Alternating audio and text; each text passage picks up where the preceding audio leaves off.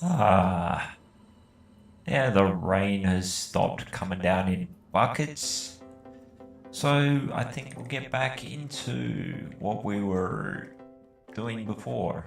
It looks like the weather here on Titan has cleared up too, and we've got another pretty epic view just by chance. The view that we had on the moon was quite remarkable, and we've got a nice view of the alien world there. In fact, that looks like a very interesting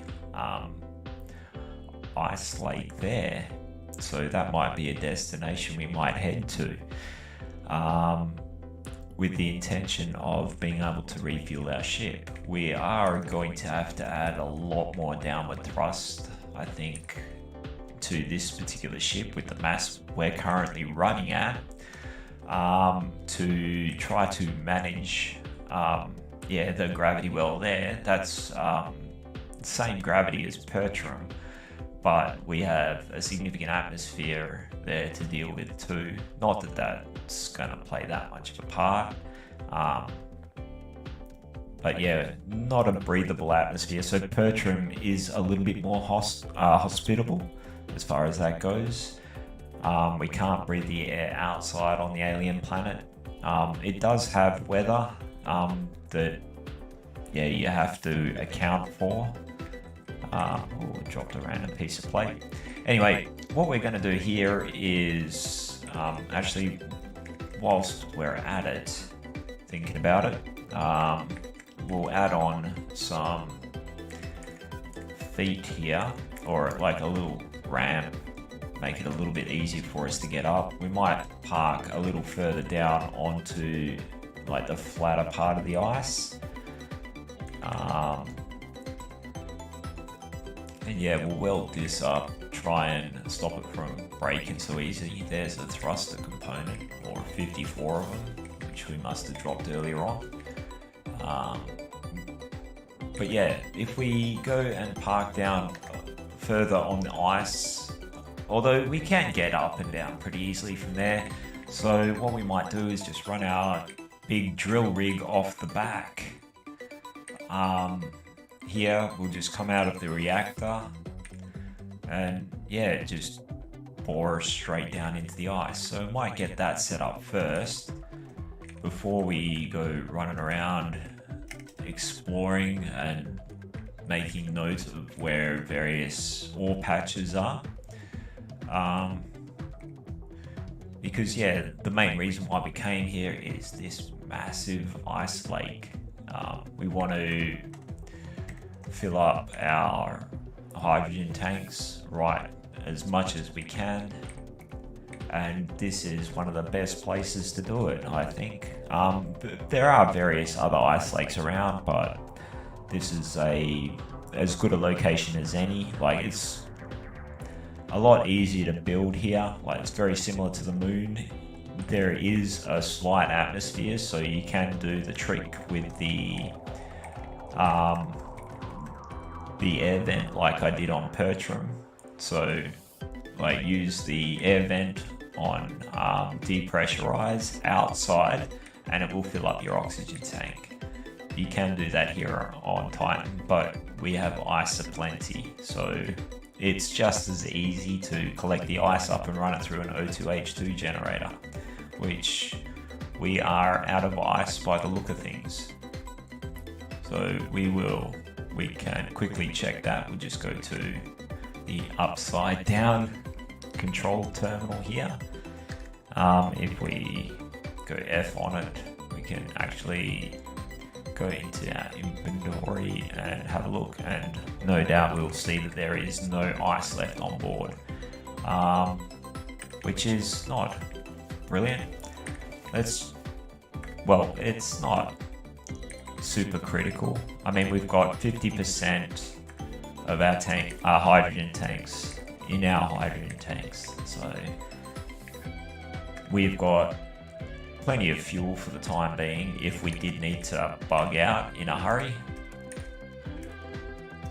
But yeah, let's get to drilling this ice out. Now we work out our height.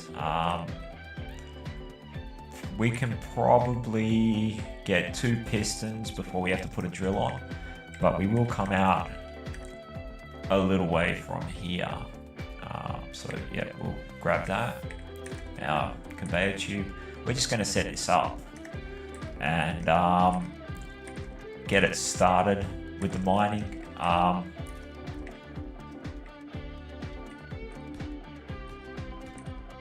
Now, this is not the only way. I've seen ways where people have a piston go up, have it fully extended, then have lots of pistons come down. One of the limiting factors that we have here is we can't share the inertia tensor. So that can be problematic, but we're not going to go super complicated with this. We're just going to keep it basic. Something that works, tried, trusted, etc. So we want an advanced rotor. That is an advanced rotor. I need steel plate for that. I like to have the advanced rotor in its own group just so I don't accidentally... Actually, I don't want the advanced rotor. I want the pistons first. I like to have the advanced rotor in its own group so I don't accidentally choose the wrong rotor, because you can't pass material through the regular rotor, and that has caught me out a couple of times. Okay, well, I think we're going to have to go higher, so I think we'll tear all this down. We'll raise up the height because I want to go 2 pistons. In fact, what we could do, thinking about it, is we can just go straight out of this instead, rather than work out which way to send pipes and all that sort of business to try and make it snake up in front of that port there. We'll just go out of this bit. So what do we got? That's 3 out. We'll go 4 out, give ourselves a little bit of room, because we're not going to go like 5 wide, because last time we tried that we knocked off the drills. We have had no good luck with drills on this particular go at things, so I think we will just we'll still stick the rotor on, so we'll go drill a giant circle, but we're going to go like 5 drills wide, with 1 drill being like the 3rd drill out of the row being in the center there. So we'll lay them out and you'll see what I mean. Not like that. I mean, we could lay them out a number of different ways to try and maximize the footprint that we push down, but simple. Keep it simple and straightforward. Not likely to have as many issues with it. Why tempt Clang? And yeah, that's how we're going to run it. So yeah, hopefully that works okay. We'll see how we go. So let's knock all of this stuff out.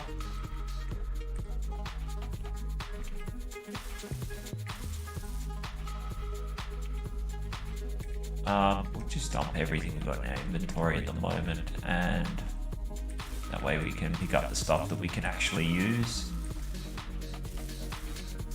And that's all of that stuff done. We need that. I don't know if I clicked on that. Need that, and that. So we deposit everything, add everything to build planner, and withdraw what we can.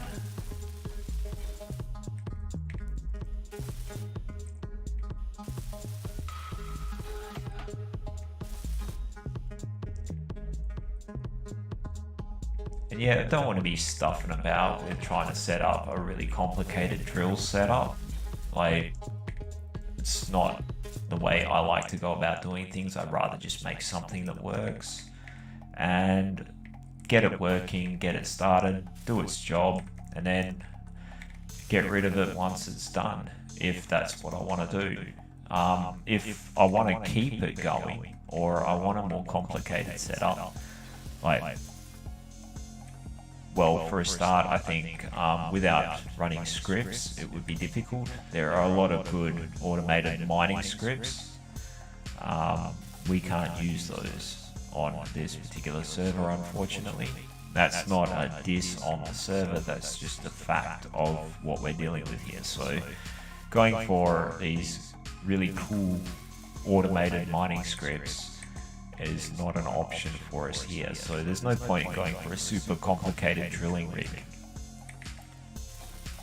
I'm just going to make it so that it just runs through. We set the piston so that it does its thing at a certain rate.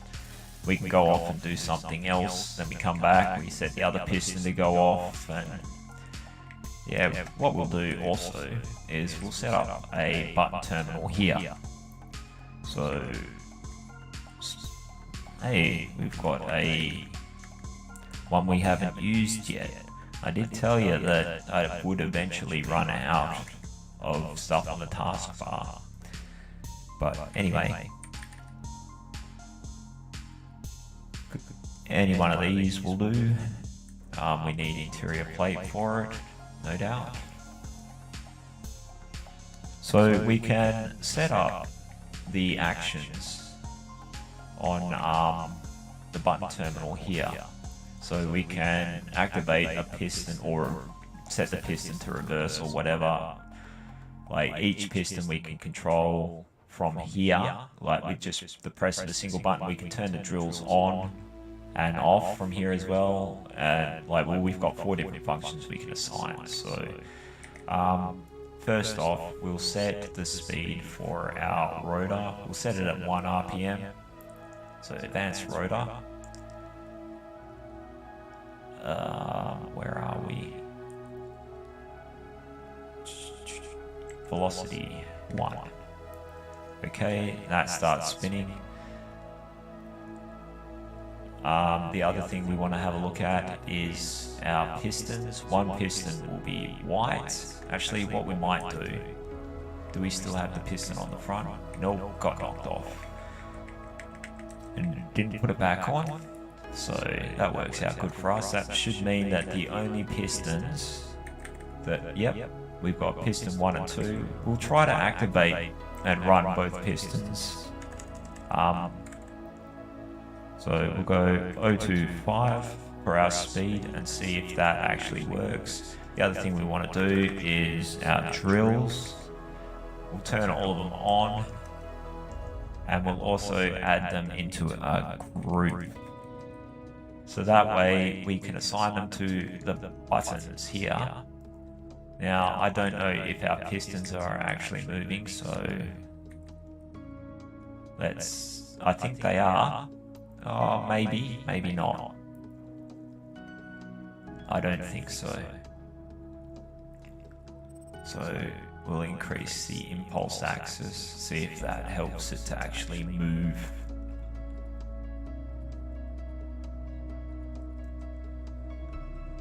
And for some reason that jumped up.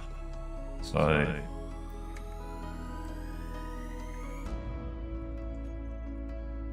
is that gonna let it move?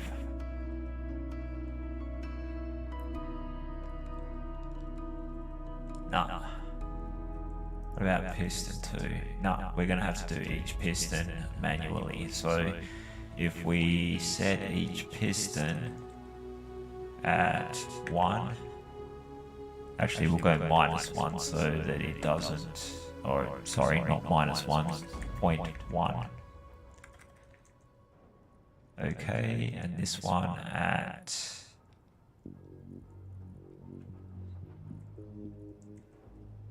-0.1 as well. And the battery in my suit has gone out, so freezing to death. That's not brilliant.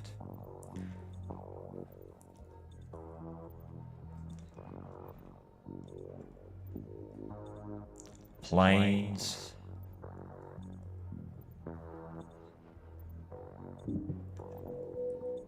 All right. Okay, now we've got our suit charged up. Now we'll set each piston to reverse on one of these. Our drills are on and the piston is on. But we'll set the drills to toggle on or off as well as the rotor. So we go groups, drills. We'll chuck that in the last one there. Toggle block on or off. And look for our pistons. Like, we'll put each one in separately because we don't want them running too fast. So if we reverse it now, it will just change direction.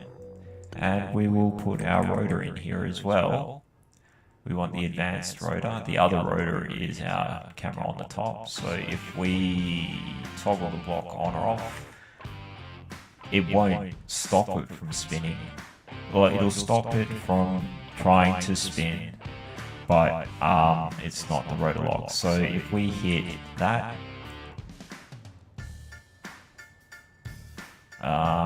we have one of the pistons starting to push down. We may need to increase our rotor speed because, we might not be able to. In fact, let's reverse our piston so we don't smash it before we get the speed up. Go advanced rotor, we'll change it to 2 RPM. So juice the speed up a little bit. Hopefully, get it spinning a little bit faster and try to make sure that we're not banging it sideways. So we'll try again. But there seems to be a lot of things that don't want to quite work the same way on this server as the other one.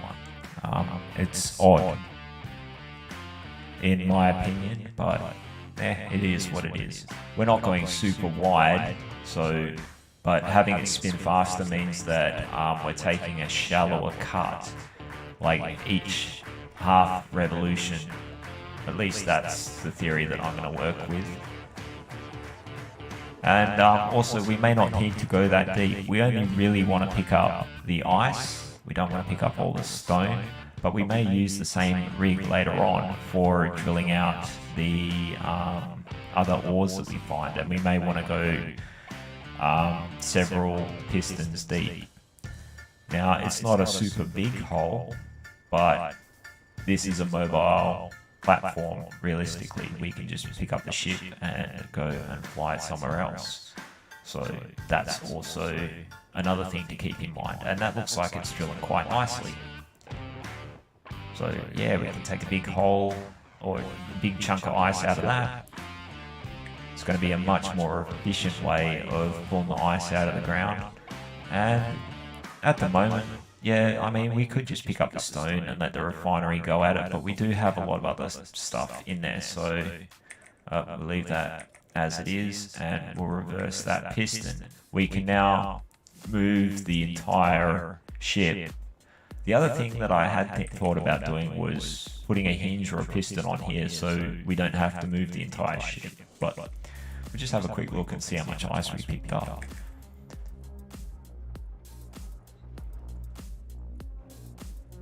It is not a negligible amount of ice. We filled up all our O2H2 generators. We've got some there, some there.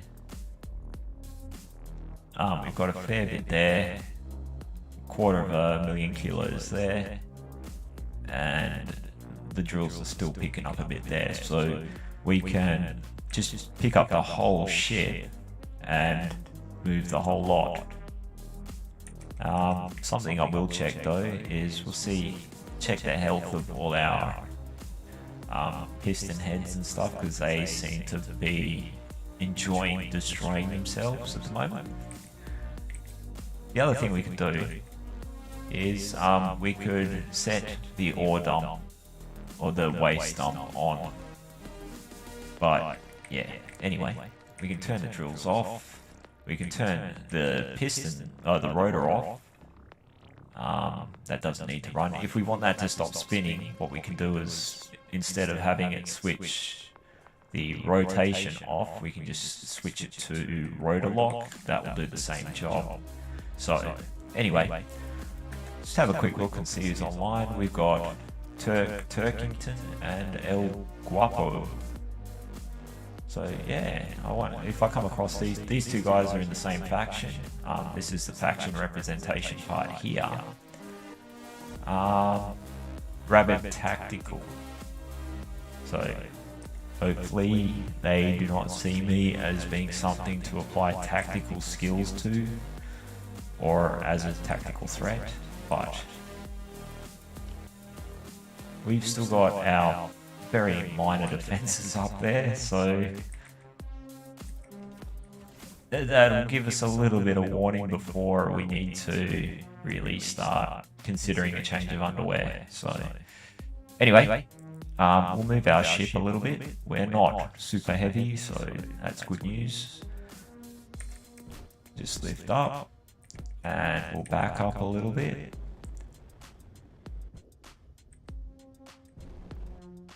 And we'll just drop it back down and we will start the whole digging process again. And it is literally that simple. Like, it's not fully automated. So yeah, don't think that it's going to be a set and forget type of deal. Like, if we're happy to pick up all the stone, then that's fine. But want to try and avoid picking up stone at the moment because we've got all those other ores to process as well. So we'll just run that down a little bit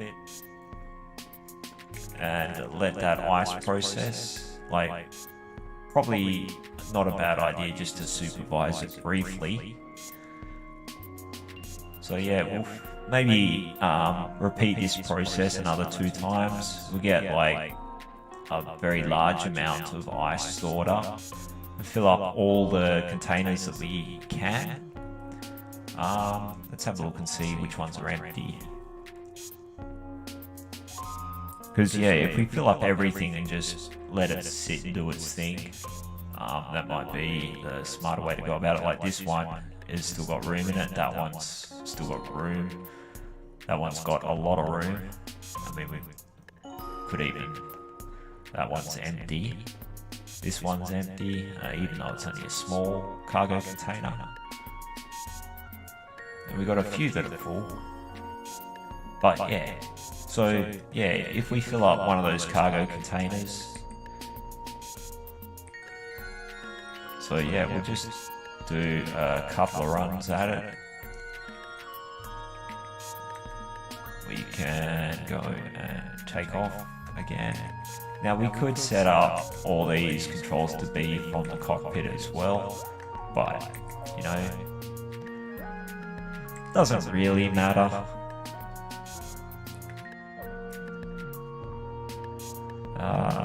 Yeah, release the landing lock. Back it up a little bit.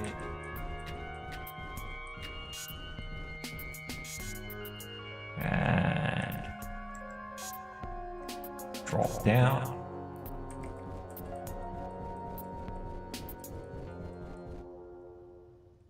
And turn off the engines. Now, if we had somebody else working with us, I could just move it and they could operate the console from over here. But, you know, change the piston. Like, this game is pretty good with multiplayer stuff now. I haven't crewed on a multiple crew ship, but oh, look at that, we got a server restart coming up in a minute. But we got the drill rig set up, so that's something. Managed to get that set up before we had a major restart.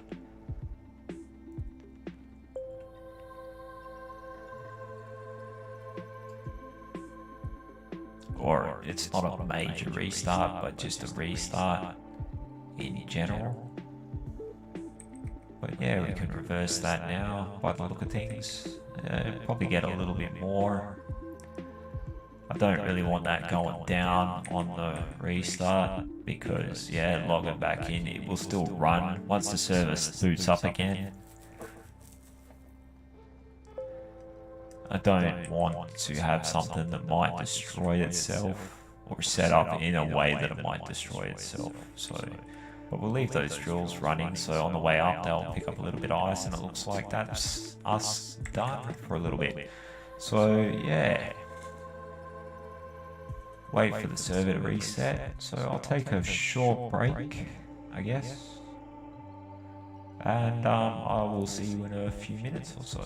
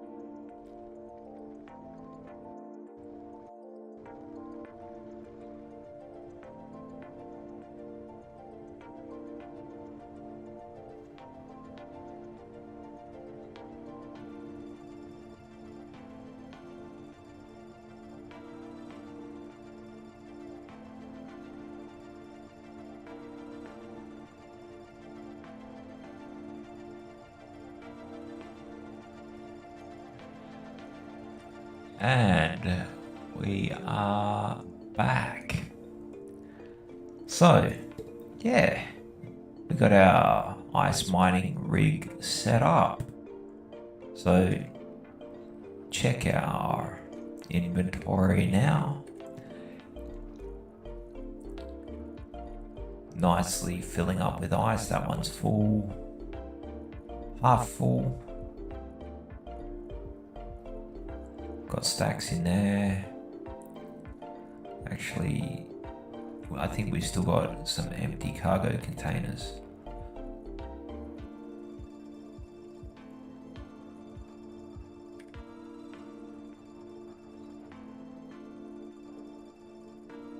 Yep, we still have an empty cargo container, so we'll move our ship.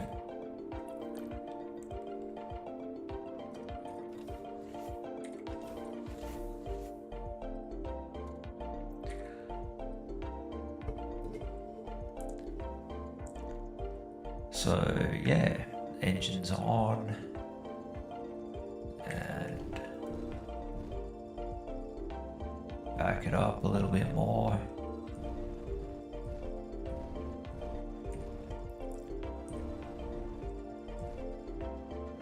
Drop it down. We just need to be mindful that we don't put our landing gear into the hole.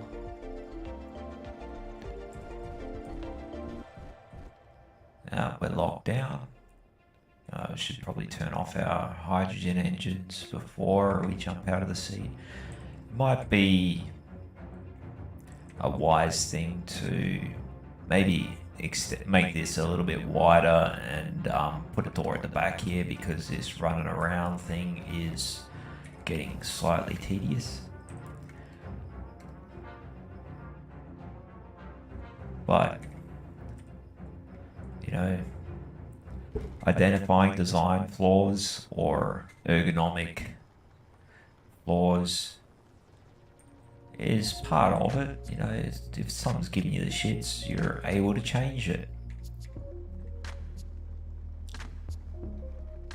But, you know, I'll tolerate a lot before I'll change something, especially if it's working as it is now. I'll have a tendency to just leave it. It's a bit of a bad habit, but it goes along with the same sort of concept of, well, it's not broken, so why mess with it? That's not necessarily the exact language I'd use. I am trying to not use vulgar language and profanity as much. Like, someone once told me that using profane language or swear words is a sign of a person with a small vocabulary. That is not really me. But I do have a tendency to fall back on colloquial language, so to say. But yeah, I think that might be enough drilling for a bit. We can stop that, and we can stop that, and that will just pull itself back up, and let's go for a look around. We'll see what's out and about. If that wasn't gonna fall and hit the deck, I would actually, what we could do is just put a little bridge across the top of that with blocks, and then I can take that out and put a light in there. So I might do that. That seems like something that would be halfway sensible. So normally something I wouldn't think about. So probably should have grabbed more blocks, but meh.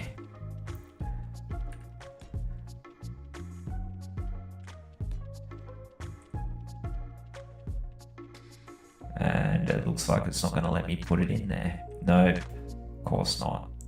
Alright, so as much as I tried to think about something and make it better, it turns out, nah, didn't want to let me. So anyway, let's take this out for a spin.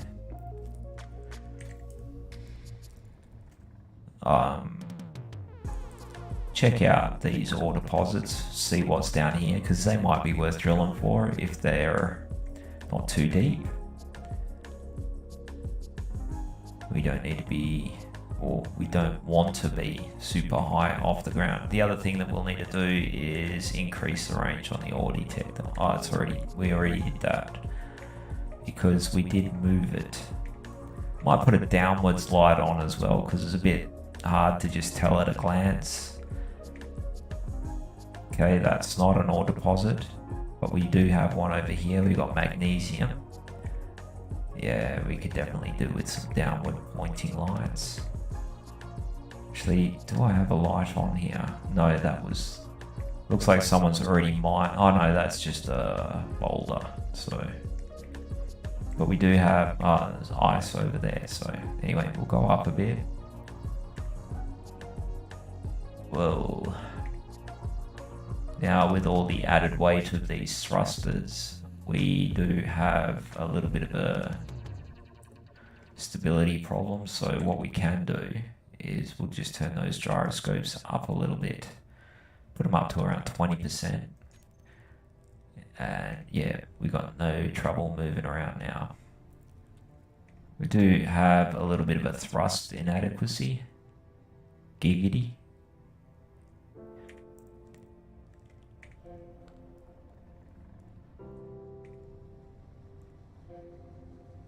But yeah, we're just going to go for a little bit of a wander, put this thing through its paces, try not to destroy it.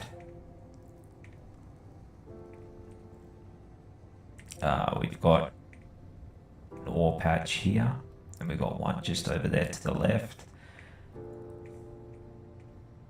We've got nickel and platinum, so we'll drop down here. How deep is the platinum? We are a fair way off the ground at the moment. We are lagging out.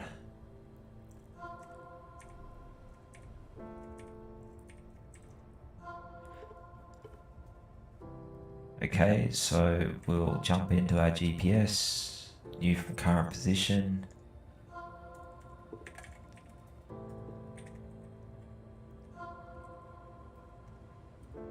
Titan, platinum, and nickel.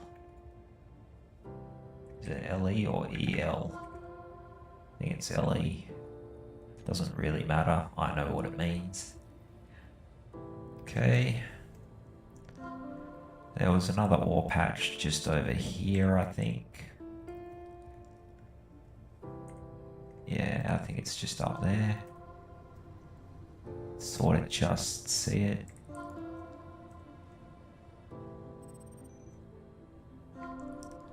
We've got an unknown signal over there.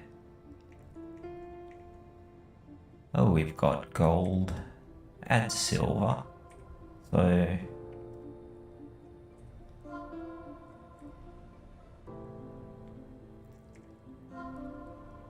mark these ones up as well, even though they're quite close. These ones are much closer to the surface, but as I said before, mining the gold, the planetary gold deposits, are nowhere near as efficient as digging it out in space, but still worth marking up.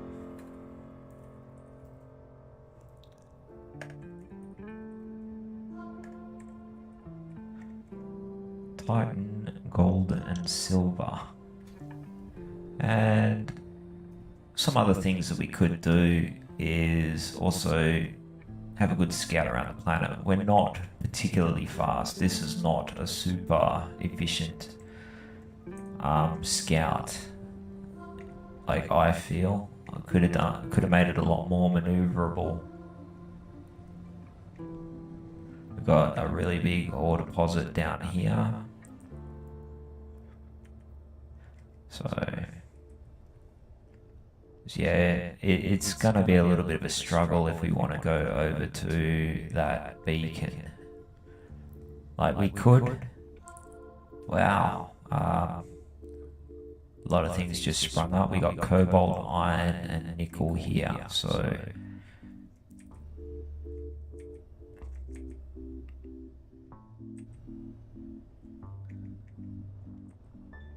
yeah, we'll mark this one up.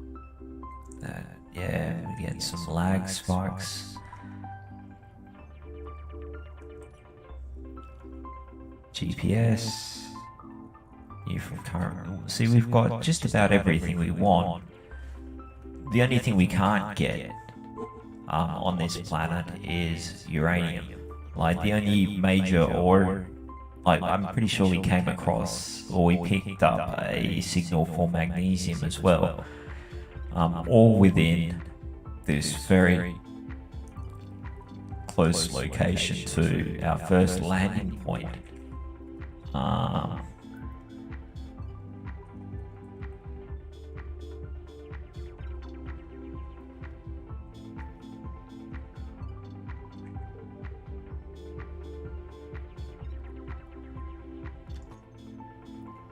It is EL, so I'm going to change that because I don't like spelling stuff wrong. Oh, I did do it EL. Which one did I mess up? Titan.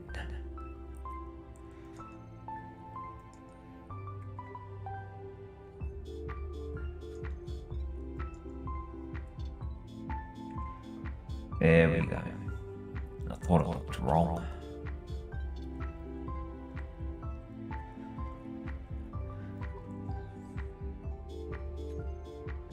Alright. Yeah, so, I mean, I could make this a lot more maneuverable. But how much time and effort do I really want to spend on it?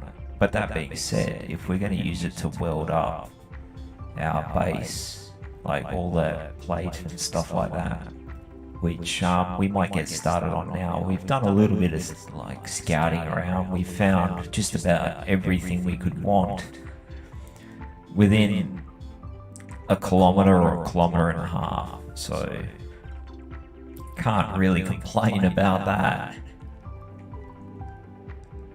So yeah, we'll just come back down. And I'll probably put a downwards facing welder on this. I'll just have it sticking off the front, like run conveyor tubes. Yeah, it's not gonna be an intelligent design. Like, I'm not God, if you believe in that sort of thing. So yeah, no intelligent designs here. I'm gonna have it, the conveyor tube come down straight down in front of the cockpit, and yeah, have the welders attached to the bottom of that. So kill the engines for now, or at least the ones that are going to chew a huge amount of power. But yeah, just going to come straight off the front of that with an elbow, go down, and then welders on the bottom. And I'll bring the welders down to ground level, so that way, yeah, if they're pointing down, I don't have to worry about tipping forward too far and potentially probably losing control of the ship. So yeah, bye-bye visibility, but survivability, that's all I'm really interested in, and it is going to function, and we can see just fine from third person. So I'm not going for 100% realism here with making. I might give that a go one day, so I can only see from my perspective here. I think that would make for an interesting challenge. Anyway, let's have a look at putting on, I think it was the grinder. If we select the grinder and replace our drill with the grinder, we can cycle through all the tools. So we want welders, and we can't put them on because we're too close to the ground. So let's just reorient our ship a little bit. We'll just lift it up, tip it back, and drop it down on an angle. So that way we can attach the welders like so, and yep, they're gonna be below the thruster plume, I guess. But yeah, we're gonna stick on, we'll go full 5 wide. Then what we'll do is park up and load this up with steel plate and also metal grids, because we have a lot of heavy armor blocks we want to weld up, or where we're going to park this. So I did put them on the build planner.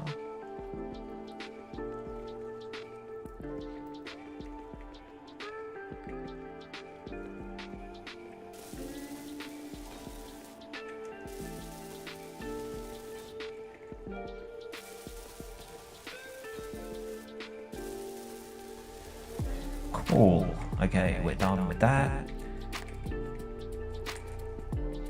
Now they look like they're going to stick out a little bit lower, but it's not the end of the world. Now we don't have the camera on the bottom anymore, so we're going to have to try and line it up manually. That's going to be a little bit of a challenge.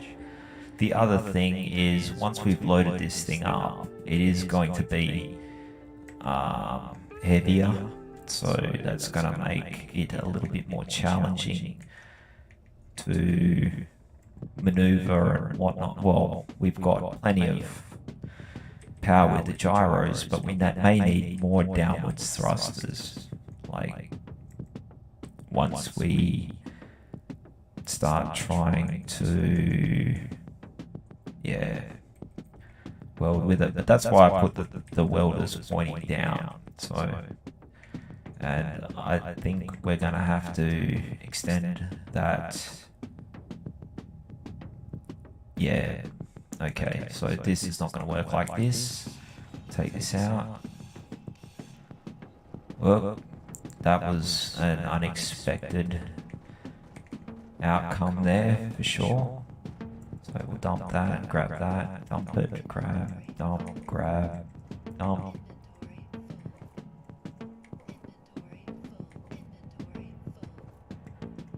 That could have been the other thing that was causing us a little bit of stability issues, I guess. So anyway, we'll go up a bit, jump out again, and add in a conveyor tube. We need interior plate. So, yep, interior plate. And we also need steel plate for our connector. There. The other thing that we probably should add on is a camera to help us dock it up, but at the same time, don't know if I'm going to be bothered.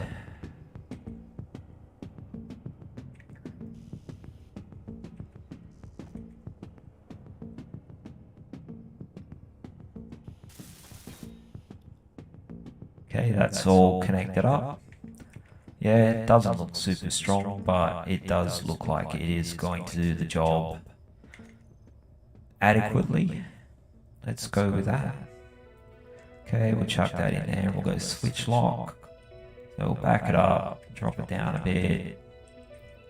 Now, our foot is not in a brilliant spot, but we can suss that out later. Switch lock it. Now we go for our inventory. We can select only this particular ship's inventory or the ship that we're currently piloting by selecting that. And if we go over this side, all the stuff that is colored differently is going to be all the stuff on the base. So what we want to look for here is steel plates. We want to load up our small ship here, our cargo container, with steel plates, as well as we want metal grid.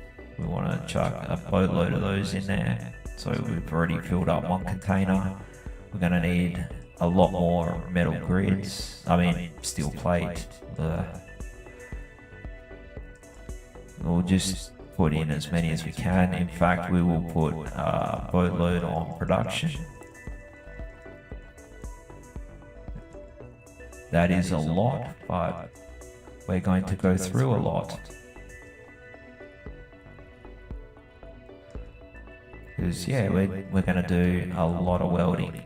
Now, we will run out of metal grids. That's enough to do, I think there's 50 metal grids per heavy armor block. So, we're going to want to put a lot of metal grids on.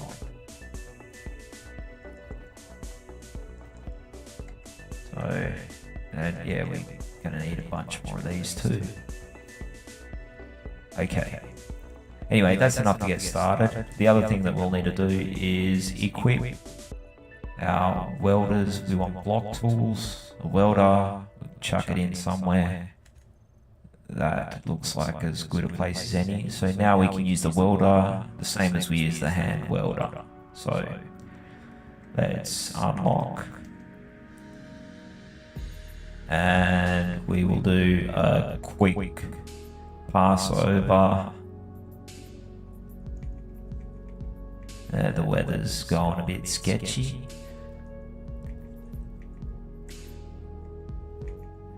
But yeah, this is so much easier than welding up by hand.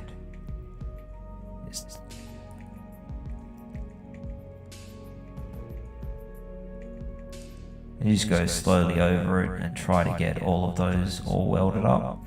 But yeah, look at that. We've just done all of that welding in much less time. It's a shame about the weather.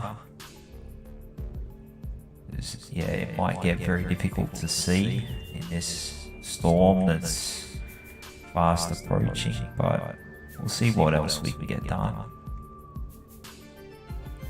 Persevere through it until visibility starts getting ridiculously bad, and then we'll try and land in adverse conditions just to make it hard, because that seems to be what I'm good at. Alright, go forward a bit. Now I don't want to tip too far forward because the amount of thrusters I've got is not enough to support the weight. We want to predominantly rely on our downwards thrusters with the configuration that we've got. So try to work smart with this. Like, we do have limitations.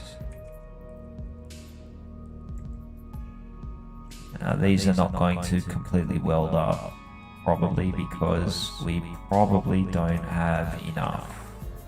And yeah, it looks like we've run out of some materials, so we'll back it up if we can and we'll park. And whilst we wait for the weather to clear up, just in case the visibility gets to the point that we can't see a thing. Like that fog earlier on was, or like when we tried to do the test flight initially, was really bad. Got to the point where it's like, no, can't see. And we ended up crashing into the base ship because we quite literally could not see a thing. So anyway, back to our inventory. And this is still set up with our ship over this side and everything over this side, so that works out good for us. Let's have a look. We are out of metal, steel plate, but we should have made a mountain of it up. So we'll add that in, add that in, add that in. We got a bunch there. And we haven't run out of metal grids yet, but we still do want to add in a bunch of metal grids. So as many as we can fit. We're still not quite full there. Now we're full. So what is it? Divide by 50, so we can do 200 or so blocks with what we've got there. Roughly. Steel plate, I think there is 250, I don't know, let's have a look. We need 150 steel plates, so that, yeah, we have a lot. Like this would take a very long time to weld up with hand tools, but yeah, we'll replace these ones here. Grab some steel plate. But like I said, it's a damn sight easier to do it this way with a weld ship. Hang on. Need to switch all that stuff back. Steel plate.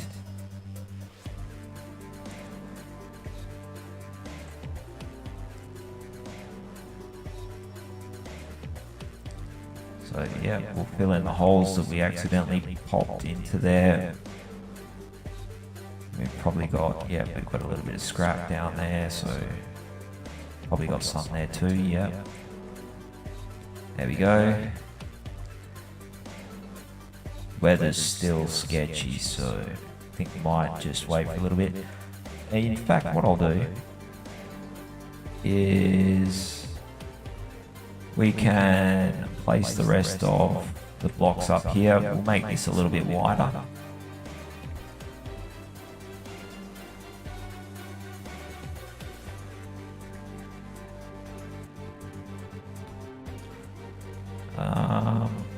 Yeah. So we'll go there, there, and there.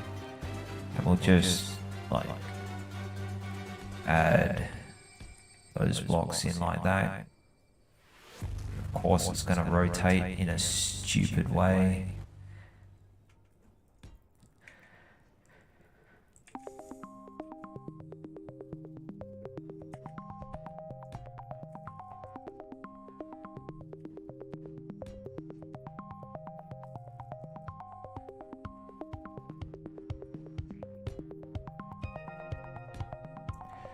Okay, also want these ones down here.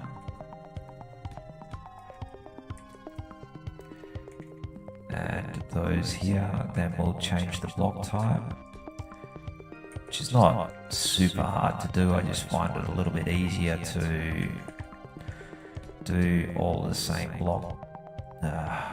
Okay, in saying that, you move slightly. There's a lot of different ways you can go about doing all of the stuff that I'm doing right now. This is not necessarily the best way. This is definitely not the best way. But it is the nearest thing to a workable method that I've found. I get frustrated fiddling with this stuff sometimes because of stuff like that. Anyway, whinge over for now.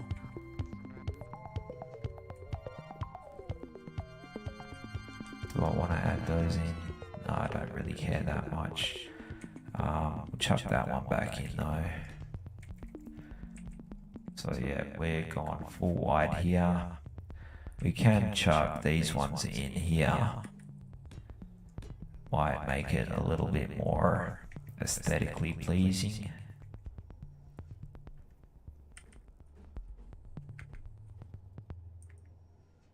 There we go.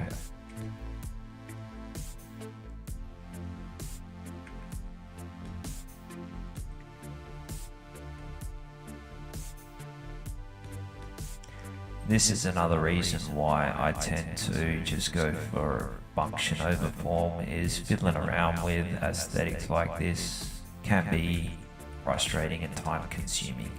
Definitely easier with a weld chip, but still a little problematic at times when it comes to block placement and tediousness of trying to find the right one to get exactly the shape you want. Anyway, that's just a personal idiosyncrasy, I suppose you could say. So, turn our thrusters back on, we'll unlock, and we'll swing around and go for welding up the rest of the front here. We've locked our landing gear on.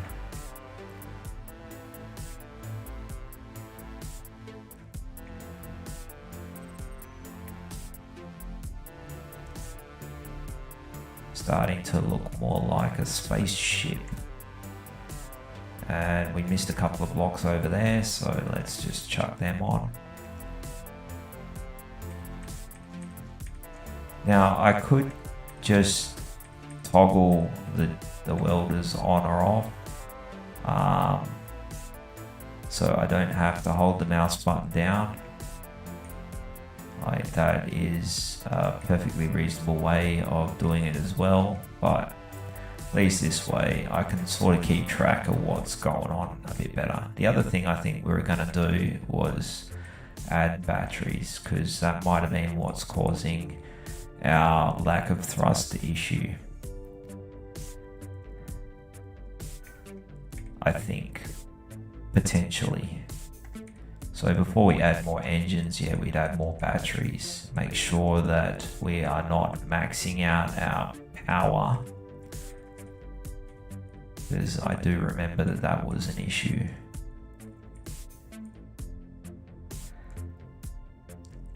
And I think oh no, we're a little high up. So if we drop down, can we still weld?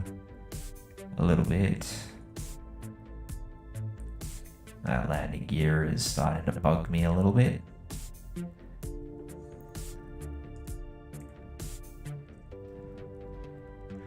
But yeah, I think we may have run out again, so let's dock it back up.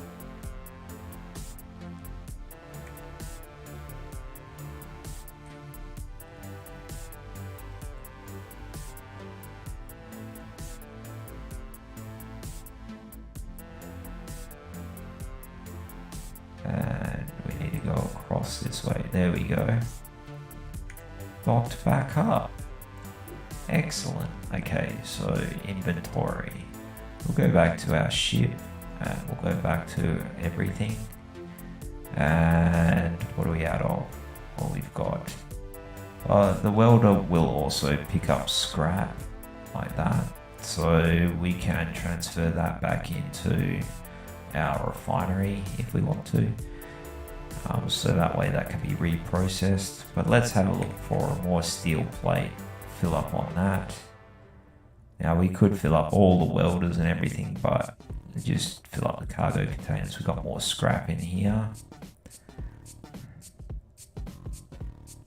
Yeah, we just chuck that there, fill that up as much as we can, and we'll fill the other one up with metal grids, and we are full again.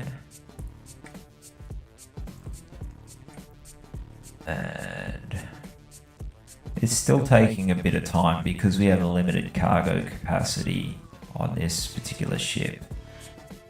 So, you know, if we could obviously put more stuff on, we'd get more stuff done, but at the same time we would have an incredibly hard time trying to lift it. So,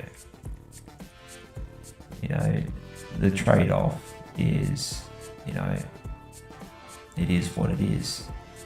But yep, we have that all done up now. Now we can dock that there, and we'll switch lock and turn our engines off. We just did a hell of a lot of welding.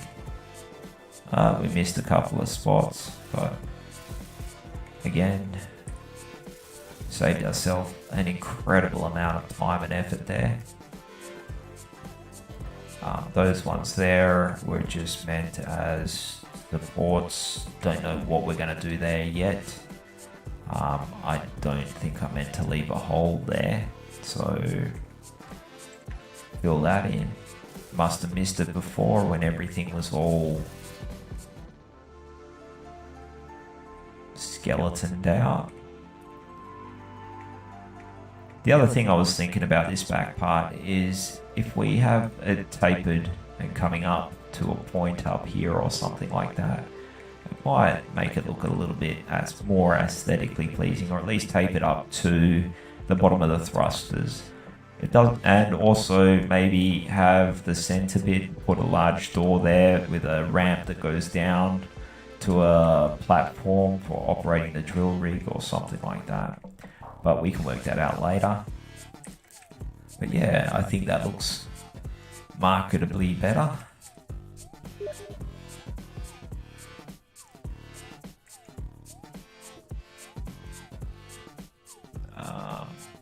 Getting a message on Steam.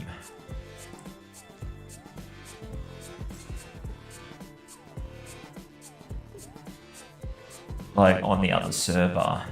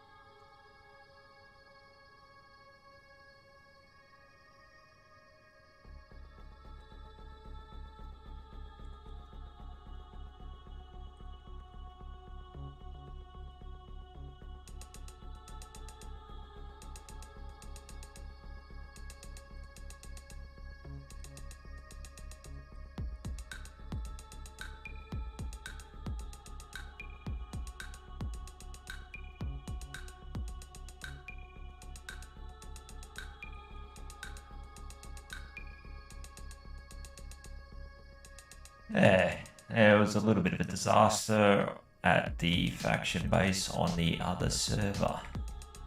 Someone hacked our safe zone and tried to boot me out of it, and I got jammed up inside my own ship. And yeah, it looks like it's killed one of my faction mates' ships as well, so that sucks. I don't know how that happened, but it did. There was a lot of people who knew where the base was, so that's unfortunate, but at the same time, you know, it's part of the game.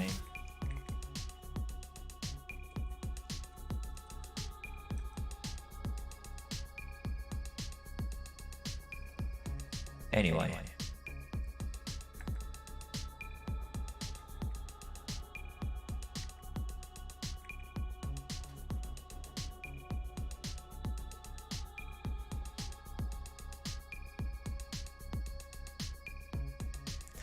Yeah, okay, so now we've got a little bit more of the ship finished. Well, not finished, but skinned, I suppose, is a way of describing it. Like, this part here is not going to get blown away all the time, but what we do need to do is drop this down. And also we need to put more batteries on there, so I think we'll chuck 2 batteries on and add the landing gear a little lower down. So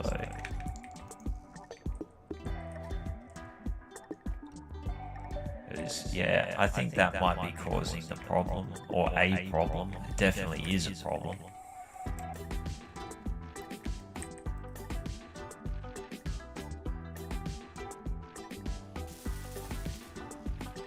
I invited a friend of mine to come and join us. See if he does or not, I don't know.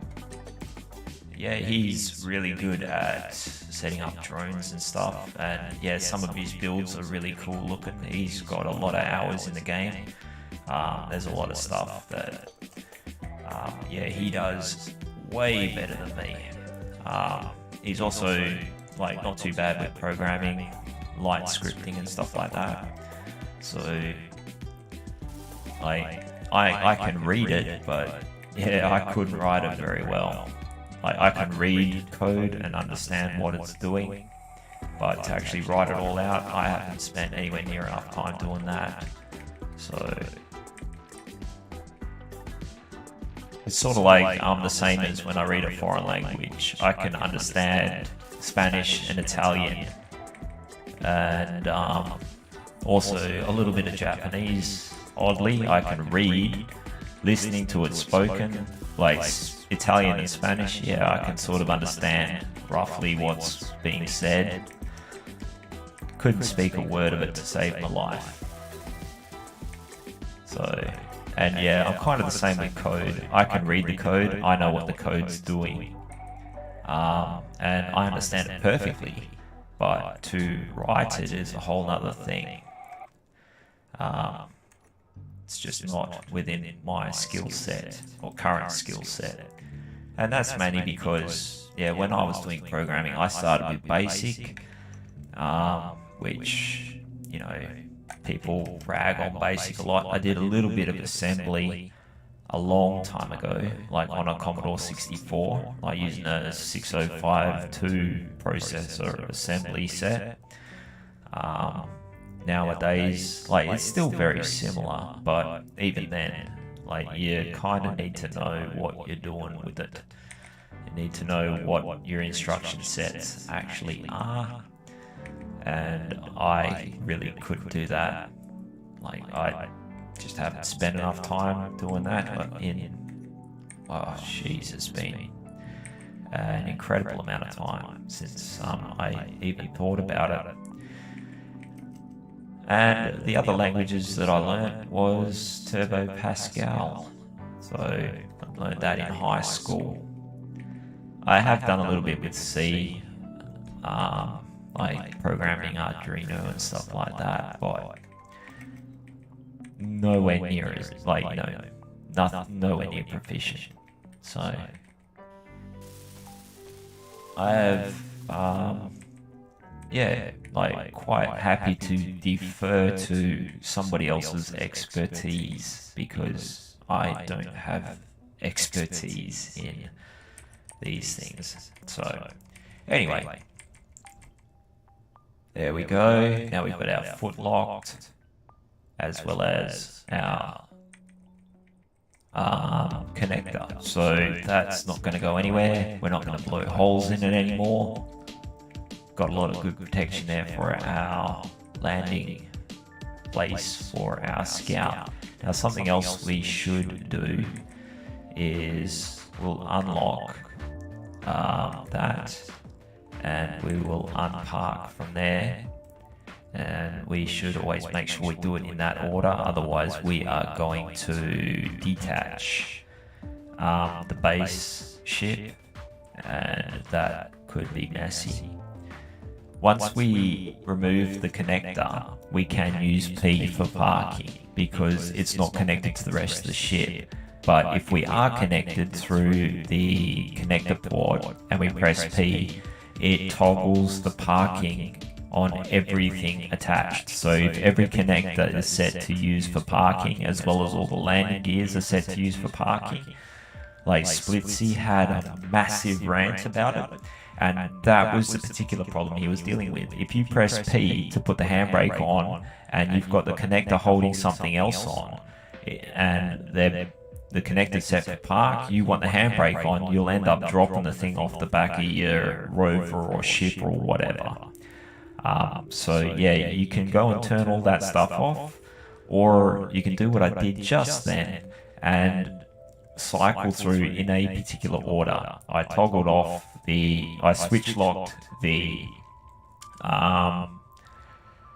connector there before I unlocked the landing gear. But what would be a smarter thing to do is set them both to switch lock, or set them to their own individual switch locks, because at the moment that landing gear is on auto park, which may cause me problems. I might turn that off of auto park, so I'd have to switch lock it on, because when I'm welding around and I bump into something, it'll lock to it, and then I've got to release from it, and yeah, it's just a pain sometimes. So, but yeah, anyway, at the moment, the way it's set up, it does work, so yeah, just leave it. That's my method. Anyway, wait.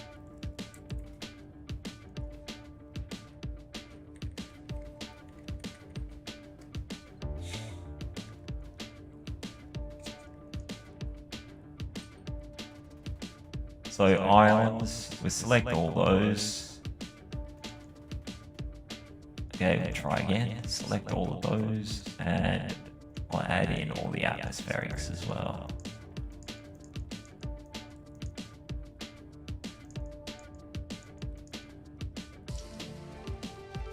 And save.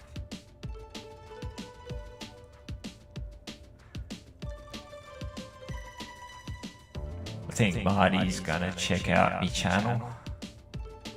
So he's gonna hear me talking like a tool about really basic stuff. But I mean, that was the point of why I started this stream in the first place. It's meant to help out beginners. And also, I'm not brilliant at this game. You can see all my mistakes through and through, which there have been a lot of. That was the other thing, is the reason why I went up just then was so that I could toggle the engines off and actually toggle all the thrusters off. So yeah, we added a couple of batteries. We should flight test it, but yeah, we'll leave it at the moment. We'll check the status, inventory status, see how the ice is going. Like, we'll move our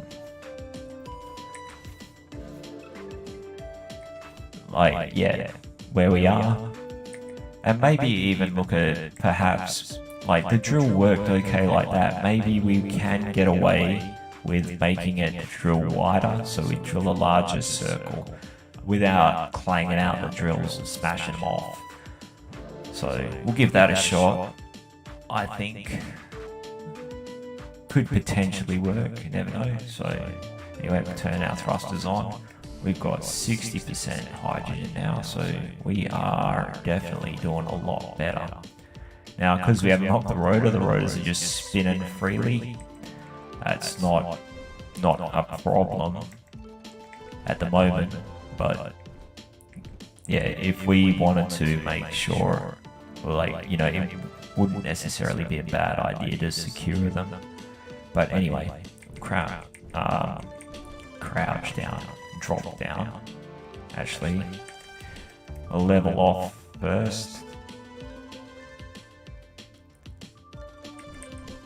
Just so we're not walking around on the piss. Kill our engines, and let's go have a look.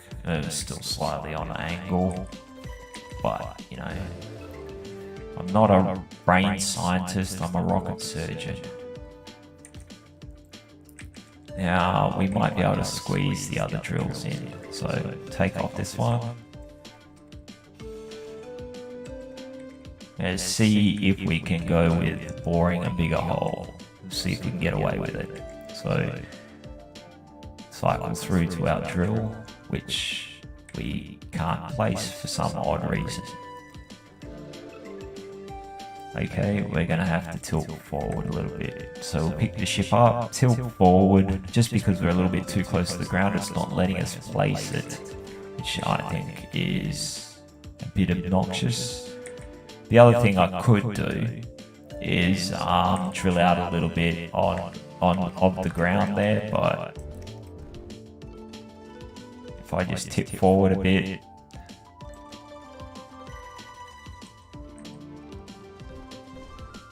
drop down, kill the engines,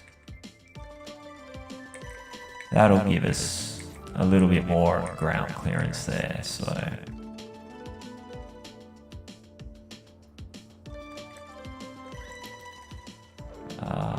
drills, where do we, there we go. Can we place it? Yeah, awesome. Can't place that one because we've got to get rid of this one.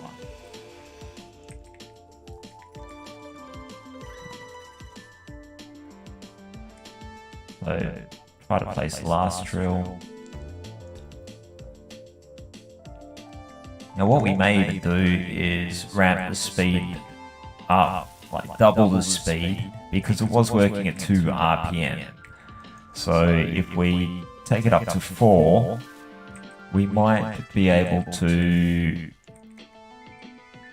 get the drills to keep up with the push rate of the piston. Yeah, I'm being optimistic, but forever the optimist, but have to stay a realist. Okay, so anyway, rotor. before we turn it on, we'll set it at 4 RPM, so we'll double the speed. Because we're not necessarily doubling the diameter, but we are increasing it significantly. So we'll see how we go. Okay, so that's the drills, turn them on. We got to add the rest of the drills to the group. Because it's a toggle. Where are we? Drills. Okay. Save on. So turn them on and off again, or off and on again. Turn the rotor on. And we've got some parts down there on the ground, so we'll pick those up. Get that stuff out of the way. Okay, we haven't broken anything yet. Let's see what happens if we push the piston down. Fingers crossed. This could be an epic failure. It already looks like it's wanting to clang out.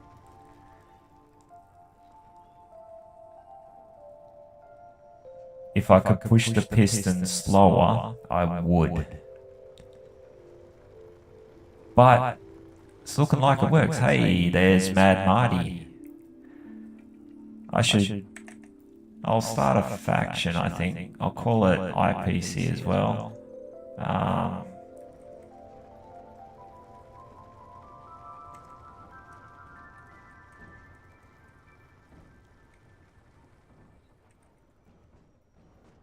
think that's how you spell it.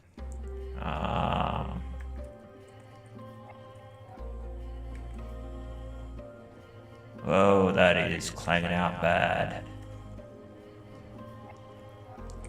Okay, piston reverse.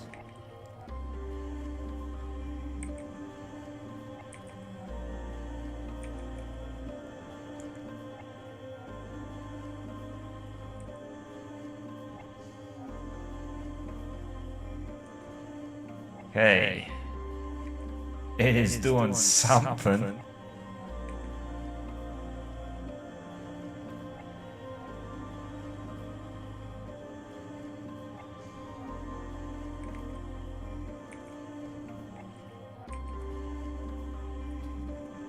Okay, we might have too much stuff in the drills. If we stand too close to this, we're going to get annihilated as well.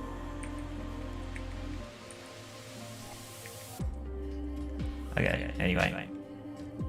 There we go, it's going up. So, crikey, that was eventful. We'll go back to the faction creation. So, anyway, create.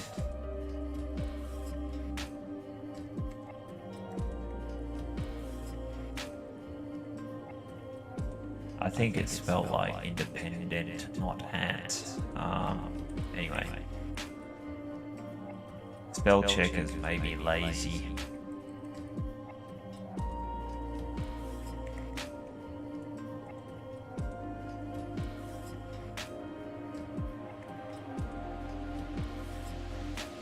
Okay.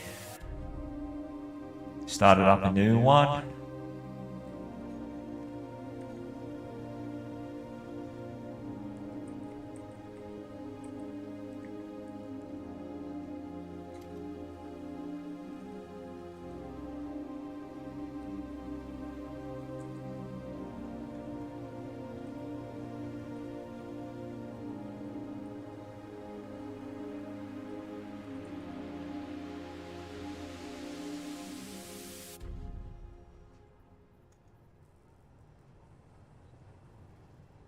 Yeah. Okay, we'll try dropping this piston down again. This should be entertaining. Ah, there's Mad Marty connected again. We'll send him an invite to the faction. Show me.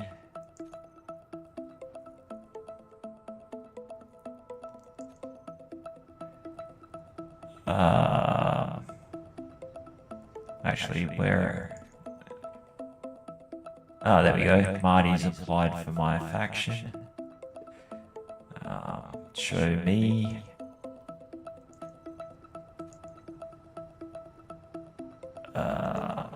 Accept. Yes. Yep. Okay. Brand new faction. I didn't select that. Anyway. Marty should be able to spawn here. That is clanging out something epic. But it hasn't died yet. I think he's having some connection issues. We'll see what happens. But yeah, Marty's the one that I was telling you about who's really good with making drones and stuff and printing stuff out. Like he's made drone printers before.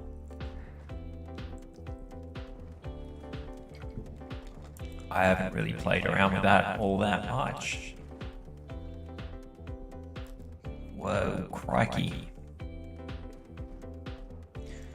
So how far are we? We're an hour and a half in or so to this stream.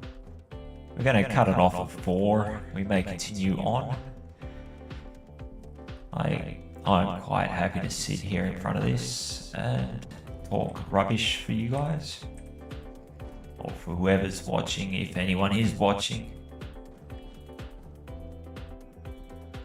Hey. Marty. I haven't been looking at the chats. Well, the reason why the rotation's up so high is because I can't... What I want to do is slow the piston down. That's my problem. But if I have the piston go any slower, it doesn't actually move. There's a lot of glitchy things on this server. The reason why the rotation's up so high is because, yeah, I'm trying to make a bigger hole. Like, if I go, just have the one in the center there and have two on either side. That's how I originally, if you have a look down here, these holes here, they're only 5 wide. I'm trying to go 10 wide. And I haven't broken it yet. I've been through a lot of drills though. Hey, there's a parachute over there. Anyway, it did work. It just really looked like it was gonna go all over the place. So anyway, we can turn this rubbish off now. I think I might jetpack over to that unknown signal or a parachute I just saw. That means that there's possibly another player nearby.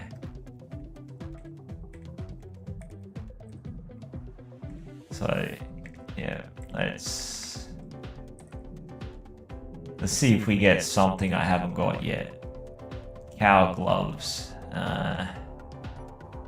Alright, grinder time. Oh, I didn't check the damn... Yeah. There we go, power cell and a few bits and pieces. So, take all of this stuff out. We don't need it, but why not? Whoa, don't fall into the deck like that. Although we do have another unknown signal over there, so let's just jet over to that. We'll see if we can get something that I don't have.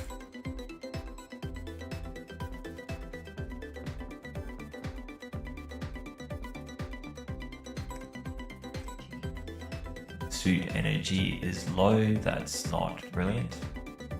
So we'll control Z to that. So that way we don't have to fight trying to figure out where we are and all the rest of that. We'll try to find the button. There's the button. Push the button.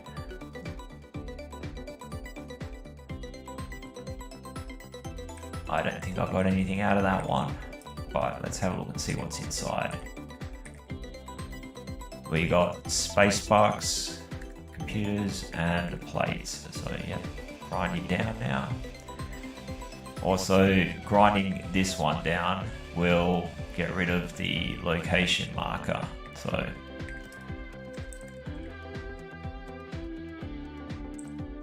and not advertise where we are, I don't think, anymore, which we don't really want to do.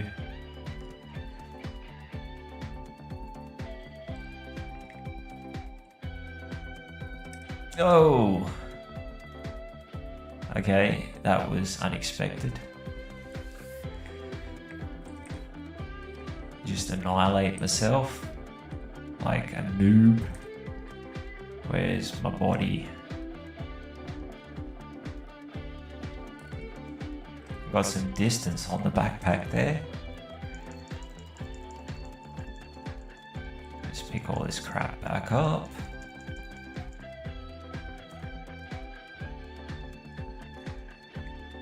Hey, how you going, Marty?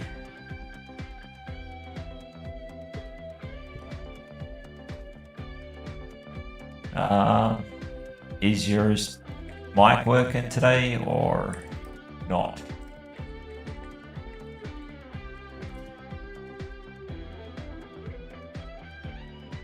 Did you just die? Yeah, I just yeeted myself in. I think I might have accidentally turned off inertial dampeners. But yeah, this is what I got off of Pertram with, and I've destroyed it Did twice. You just die? Yeah. It's me, so I'm gonna do something stupid. I don't know whether it was a sticky key or what, but yeah. Did you just die? Yeah. I think, are you lagging a bit, or? I cannot hear you. Can't you? Ah, I haven't turned on. Ah, there we go. Can you hear me now? I can hear you now.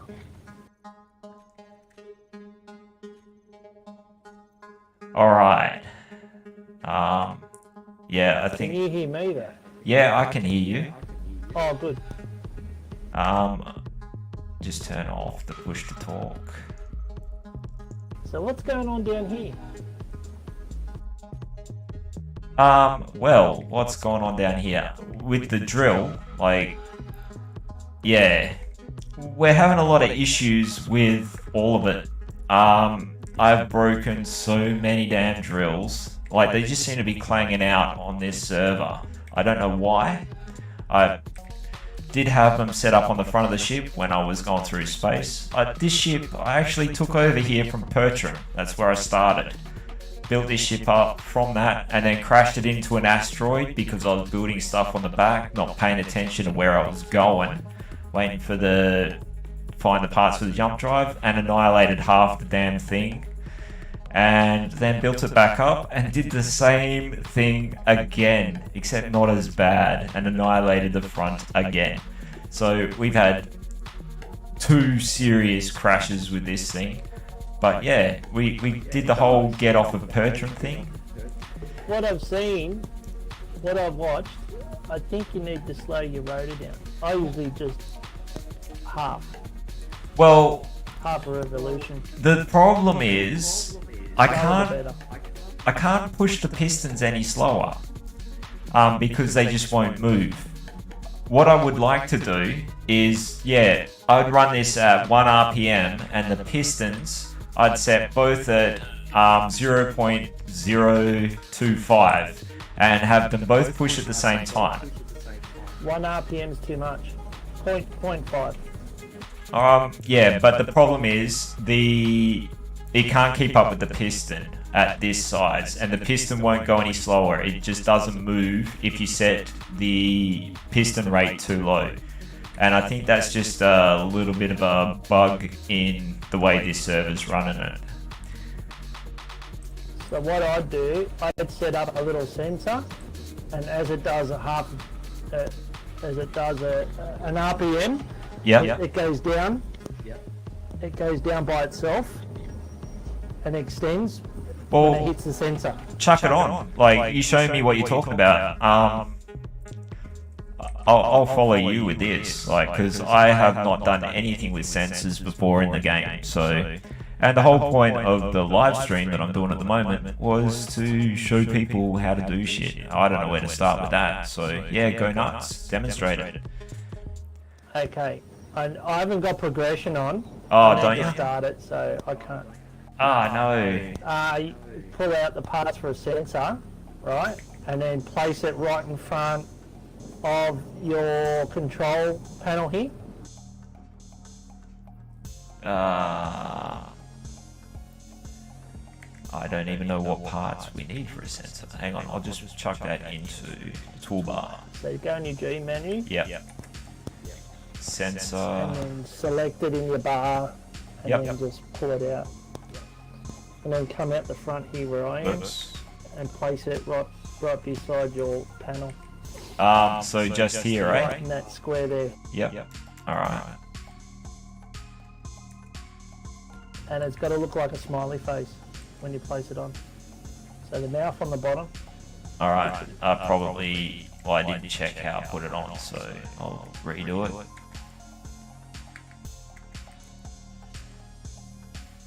So the white bar on the bottom. Alright. That's correct. That's it. You got it right. Does that make a huge difference to it? Okay, so with drills and stuff like that, it's very important that you don't overstress the drills. Oh, well, The yeah. slower the better. So what you want to do is every time it does an RPM, which is probably, usually set my drills at my rotor at 1.5 RPM. All right. And every time a piston goes, every time the drills go round, does 1 RPM, it just extends 1 meter into the ground. All right. That's all it does.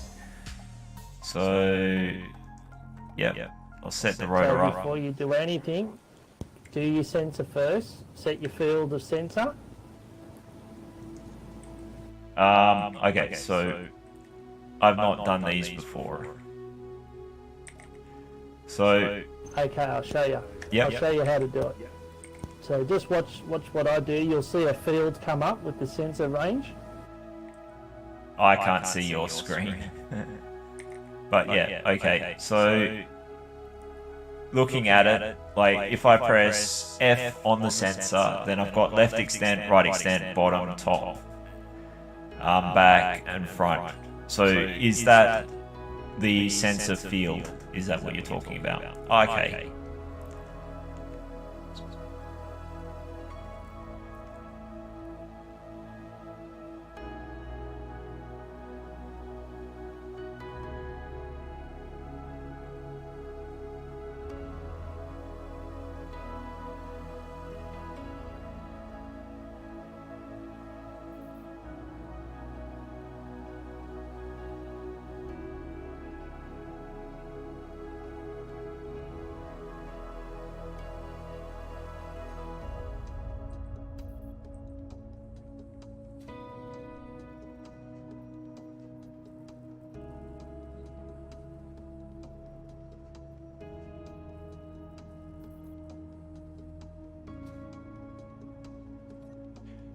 So, is this the same as setting up a timer block with setting up an action? Is that what you were talking about? Yep, exactly. So when you do your actions, Yep. you want it to extend the piston down approximately 1 meter. So, is that, does that go for a certain time? Or, No, it's all relevant to what the sensor hits. oh, okay, so it would be increase, what do you call it? Increase the piston extension. So I'll have a look for the piston. I've got 2 pistons set up on here, but I'll just set the 1. So I'll do it to increase maximum distance.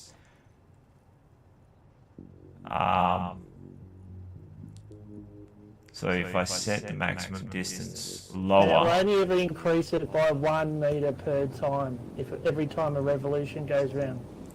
so is there a way to set that?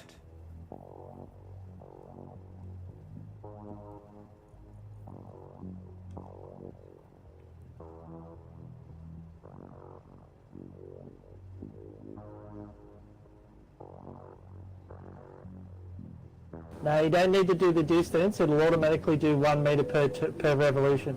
Oh, okay.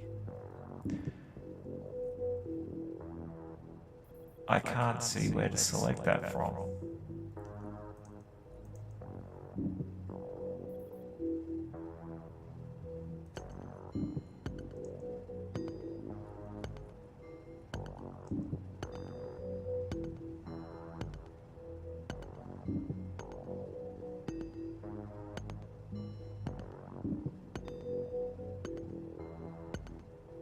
Yeah, I don't know which one to select for it.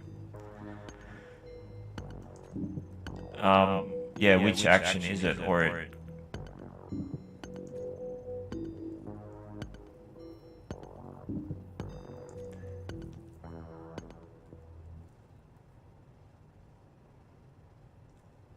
Anyway,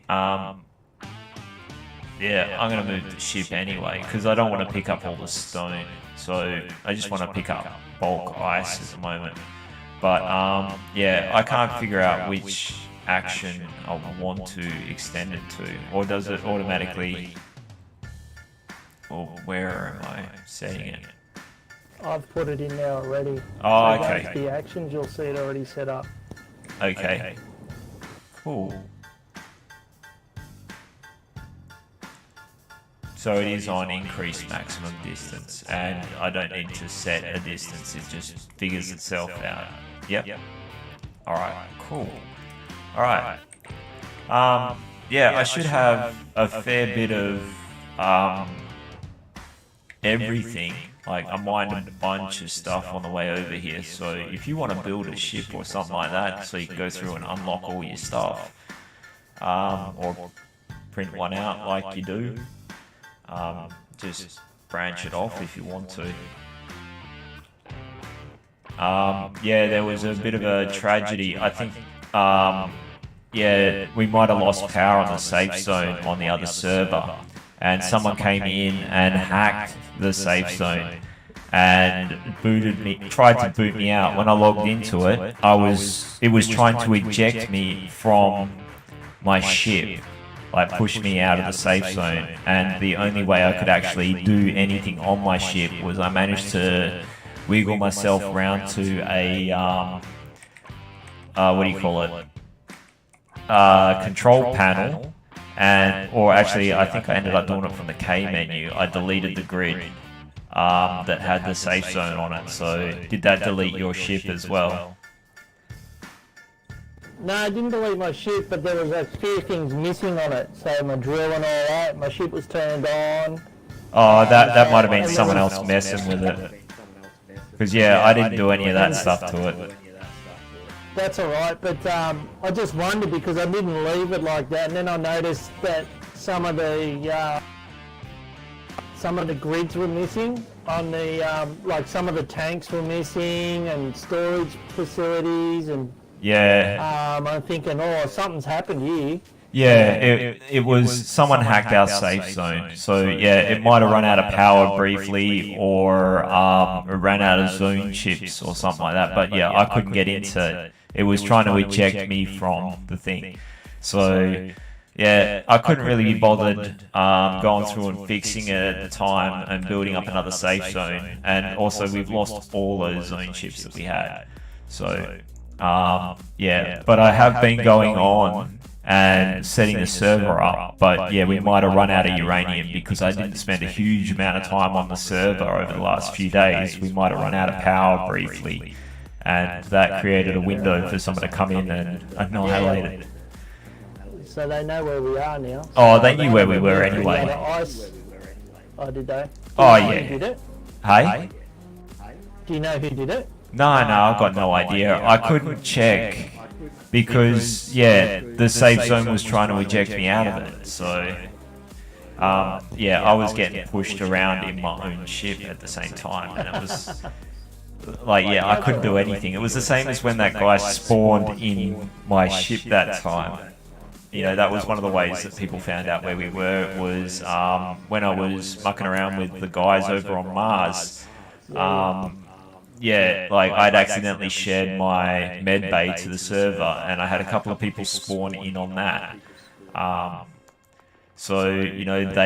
They knew where it was. I wasn't overly concerned because, I thought that the safe zone was going to be safe, but it turns out not quite as safe as what I'd originally expected. But this server here is very quiet most of the time, so the stream has been running pretty good. I made a lot of mistakes, I've got a lot of them up because I've just been pumping them out one after the other. Yeah. But well, I'm going to cut them all down into shorter segments as well. So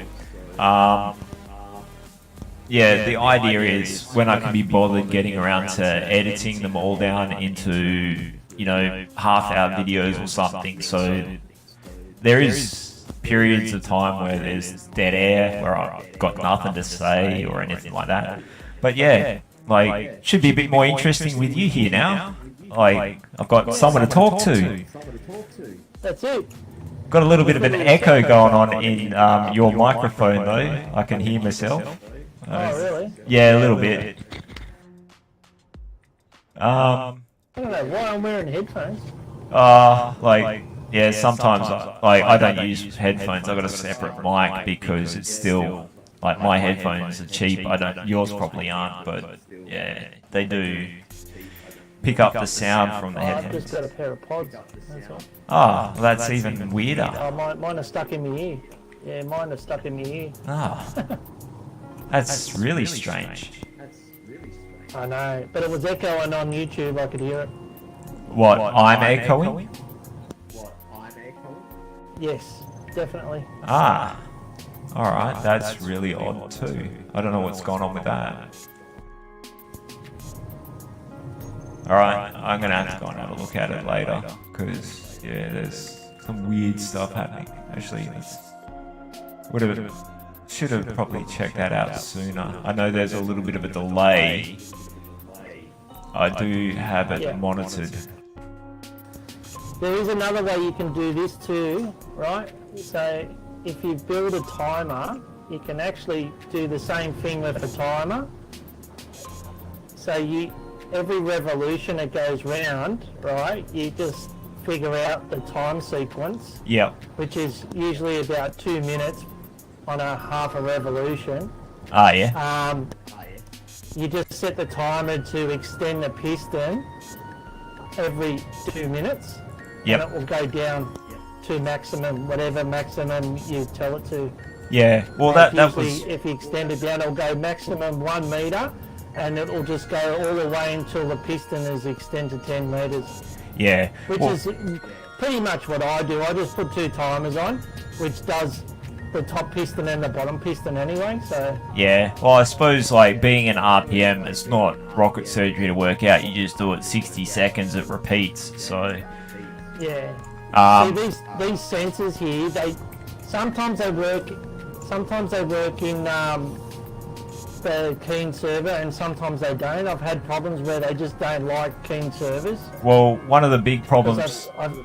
Sorry, keep going. I just think they just don't like it because there's just too much going on in the server. Yeah, it could be. I mean, one of the big problems I've had in this is, I keep smashing drills off the front of my ship. Whereas you saw the last ship I had, I could knock that thing around pretty wickedly and the drills would hang on, but these ones, I've replaced... There was one stream where there was 6 times I had to reattach my drills. It drove me around the bend. This should be detecting me, but it's not. Okay, I might set it up with a timer. Timer's better. Yep. It's just, it's going to go every 2 minutes. It just drops another meter. So. Yep. All right. Well, I figured like what I'm doing here on Titan is mining ice is a lot easier. I went to the moon first because it was closer, but yeah, after I got all the jump drives up, I thought, yeah, bugger it, I'm going to Titan. So what you want to do is go into your menu, right? And just Yep. go into your faction. Go into your faction menu. Yep. And just go into share progress with me.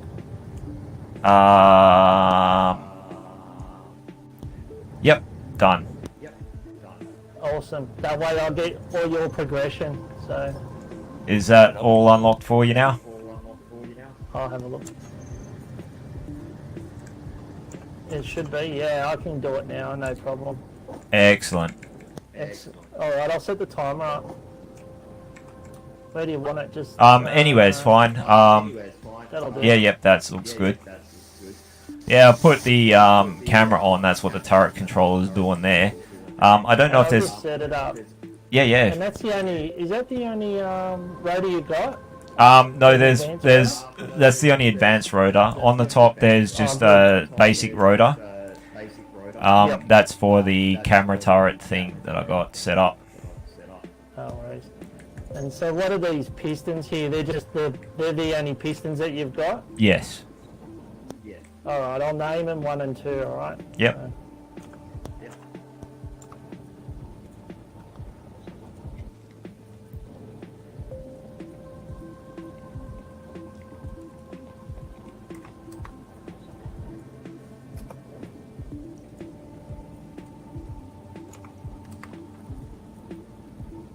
Nice.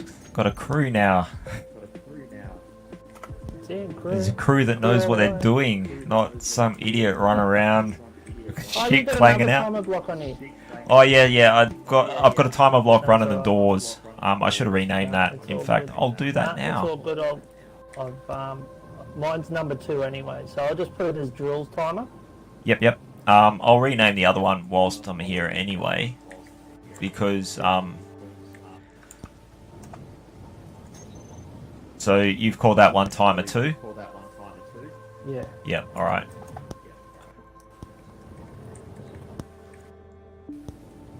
Okay, I've called the other one doors, or timer block doors.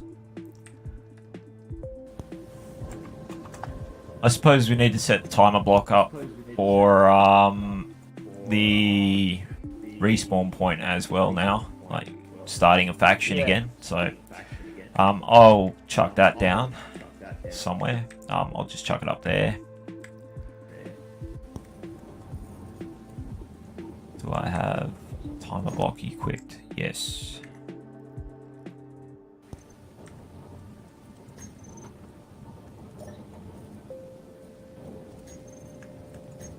Alright. So in 2 minutes, this thing will go down. Yep. So what I'll do, I'll extend the piston down a bit, just so we can.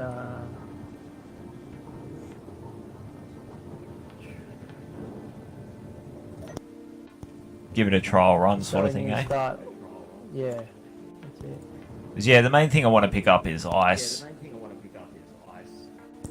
So, yeah, good. That has been a big struggle, but I did manage to find uranium, so that was a bonus. Yeah. It's a bit of a hike from here though, but got jump drives now, so that's no biggie. And when you're doing your velocity for pistons, Yep. I usually just do 0.2 velocity. Yeah. Well, So when point you one do was the velocity slow. for pistons, Sorry, go ahead. I just usually do 0.2 for velocity for pistons. Yeah. It's like the sweet spot. So, Well, yeah. I do 0.2 as well, but if I'm turning something as wide as what this is, I would go for 0.02 or something like that, and or 0.05 for one, or 0.2, and run both pistons at 0.02. Yeah. But yeah. Because it is easier to try and run both pistons at the same time. But yeah, automation is not like my strong suit in this game.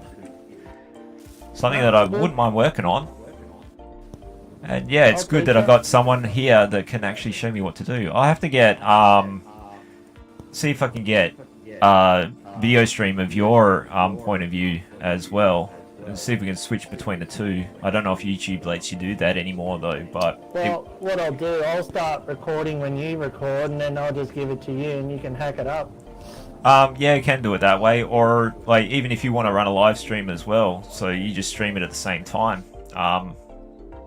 We could even pair them up on the same channel if you want to, or just start your own. It's really not that hard to set up. You just use OBS Studio is what I'm using, and it's a little bit of fiddling around, getting it to work and stuff like that. I've set some music to run in the background. I got that music from YouTube. Yeah.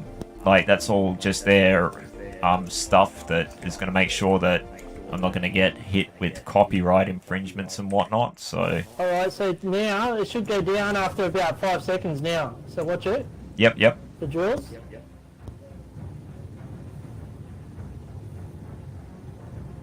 There you go. It's just gone down a meter. Cool. So you set that for every Right. rotation. It's just going to go down. Yeah, I've set it for 2 minutes. So yeah. Oh, okay, so it'll make 2 passes. No, it'll do 1 pass for 2 minutes. Oh, okay, so you got it on a half RPM. That's it. Excellent. Okay, That cool. way you don't overflow your storage and your refineries as well.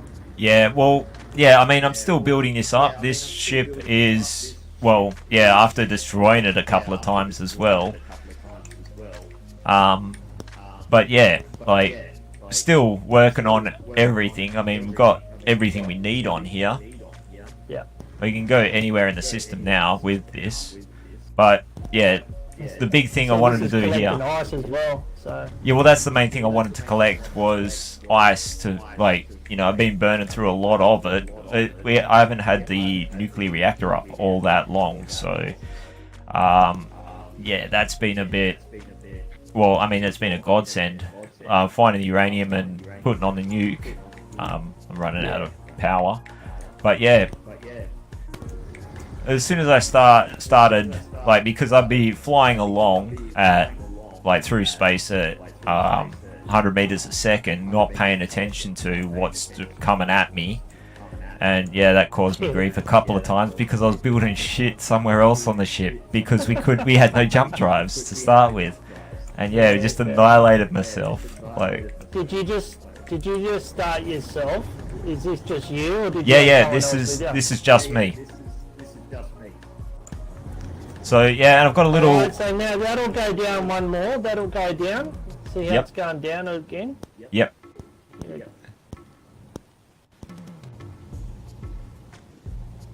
I think that might be at the maximum now. No, it still looks like it's got a bit more travel on the first piston.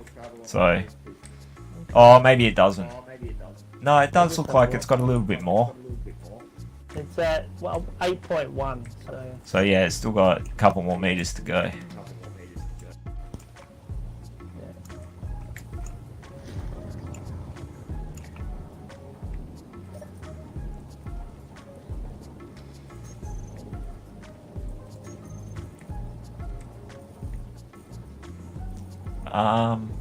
Respawn timer, that's what I was thinking. Timer block 3, that one is, I'll rename that for respawn.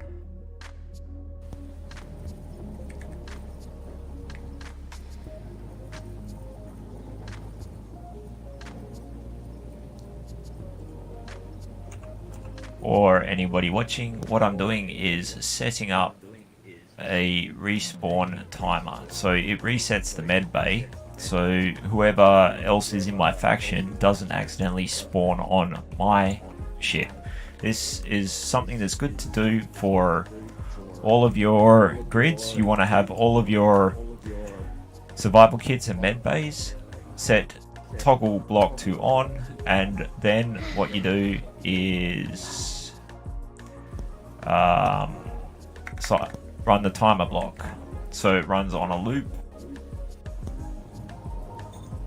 and start, and then we set the timer to 120 seconds. So every 2 minutes, it's going to restart the med bay, and that will prevent anybody else, like from my team, accidentally spawning on my ship when they log back in, or if they don't have, like if they respawn, they're not going to respawn here. So we start that, and yeah, that's something that when you're running or you've got a faction going, if you do that, it prevents people accidentally spawning on the wrong ship and getting stuck inside, or when they log onto the server, you could end up thousands of kilometers away from where you really want to be. We've had significant problems with that, haven't we, Marty, with the IPC over on the other faction? I mean, on the other server. We've had a lot of people that really struggle with the simplest of concepts. There's 2 functions you've got to put in that timer block, and yeah, that's it. yeah, it's just something. Spawning on other people's ships. Yeah, you get lost in a maze of a ship that's enormous, and you know, yeah, it's nice to take the tour once, but not every time you log on when you're trying to get out of the damn thing. And yeah, some of them can be quite maze-like. Mine are usually very, very simple to get in and out of. But yeah, that was shown to us by someone who runs another faction over on the Keen AU1 server. And yeah, that was a very much appreciated piece of advice he gave me, and a few other bits and pieces. Like, he was very helpful. Because, yeah, I'd never run a faction before, and that was one of the things that I'd never known how to do before.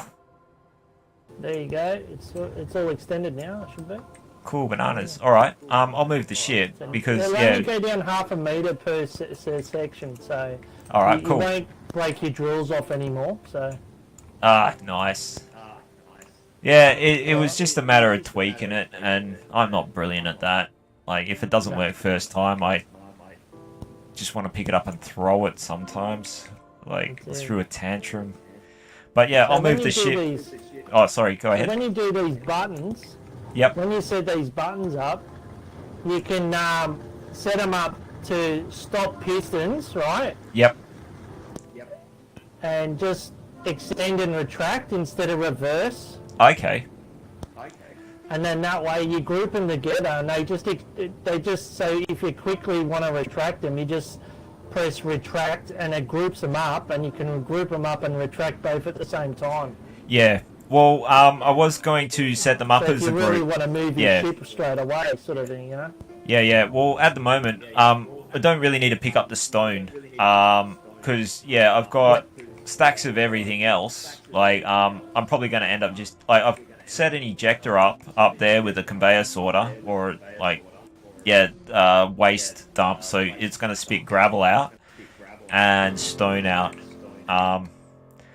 So yeah, like the main thing I want to focus on picking up from here is the ice, but also there's a couple of ore deposits like platinum. So yeah, I want to on this ship. I want to chuck a few big ion thrusters on, so that way in space I don't have to rely on the hydrogen all the time. It's just I'll be using hydrogen for landing in gravity wells and stuff like that. But yeah, using the ion thrusters and using electricity to power our way through the system, like on this ship, is, yeah, I found that to be, even though, you know, they're heavy and they don't work in atmosphere and shit like that, they're good for going through space. So yeah, absolutely. Did you see my little weld ship as well? Or my large grid little weld ship up the top here? Nah, haven't seen it. I'll have a look. Yeah, originally it started as just ions, and also it was a drone. It's the first time I built a drone. It's got a remote control on there, so it can be remotely piloted. It's a big ass drone. Well, I wanted it, like, all of this stuff that it's parked on is heavy armor, and I didn't want to have to weld this by hand, and I didn't want to have to fill it up 50 times. So the way I figured, yeah, we're gonna go for large grid. Everything large grid is easier for the same PCU cost. That's been a big focus on, like, the stream the whole way through, is on this particular server we only have 20,000 PCU each player, and over on the other server I was bouncing off that all the time. So a lot of How this. long you been on this server for? About a week now. Yeah, like okay.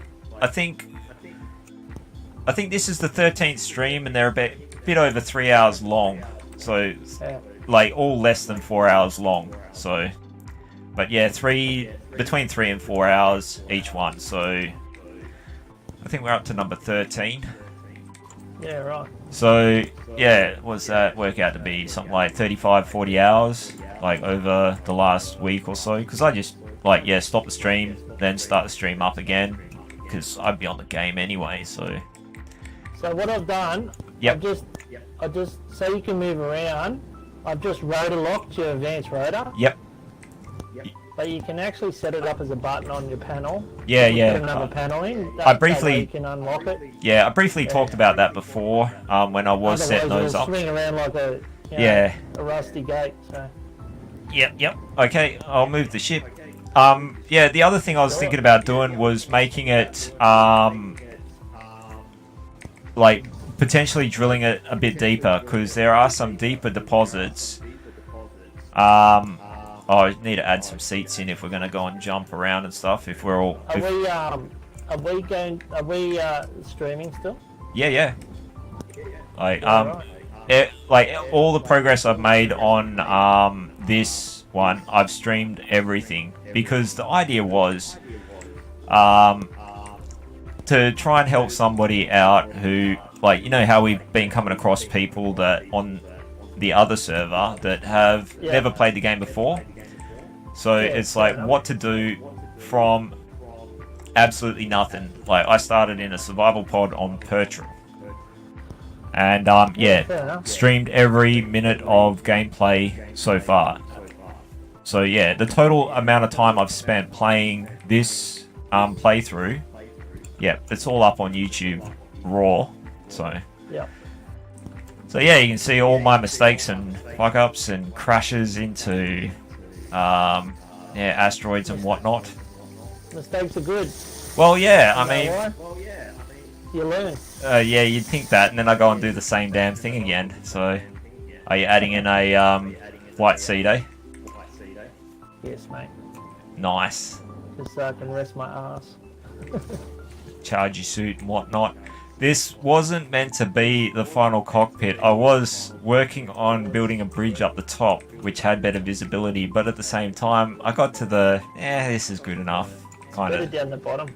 Yeah, I think so too, because you got a little bit clearer view. I mean, the front is obstructed, but, you know, when I'm flying around, everything's in third person anyway, so.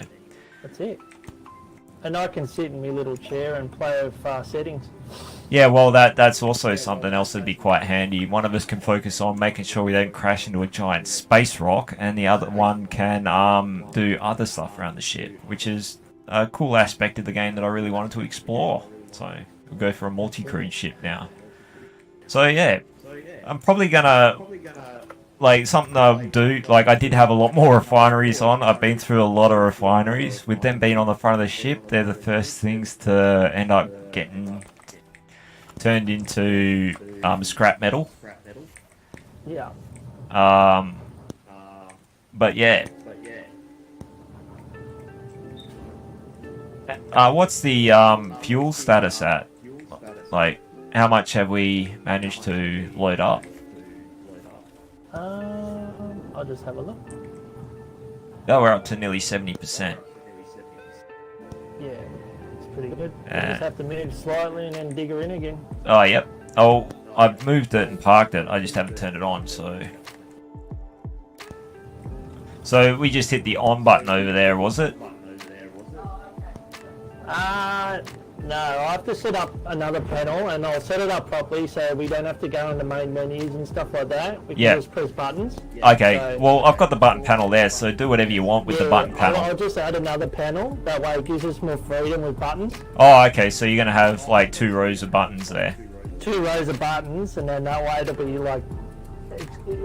you'll see what I mean. Okay, So, yeah. no worries. Well, I'll chuck the button panel on now, because I'm already standing back here. Yeah, just stick it on and I'll play. There we go.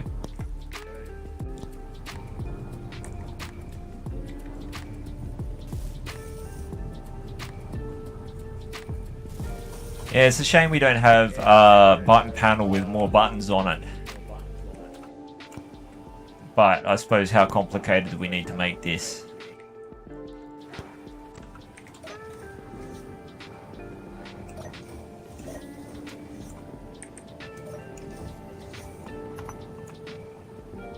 Oh yeah, did you get yourself some better tools or not yet?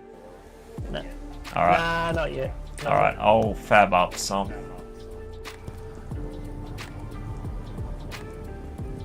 Also, I will fab up a couple of guns. Actually, I don't want 10 of each one. What the hell am I doing?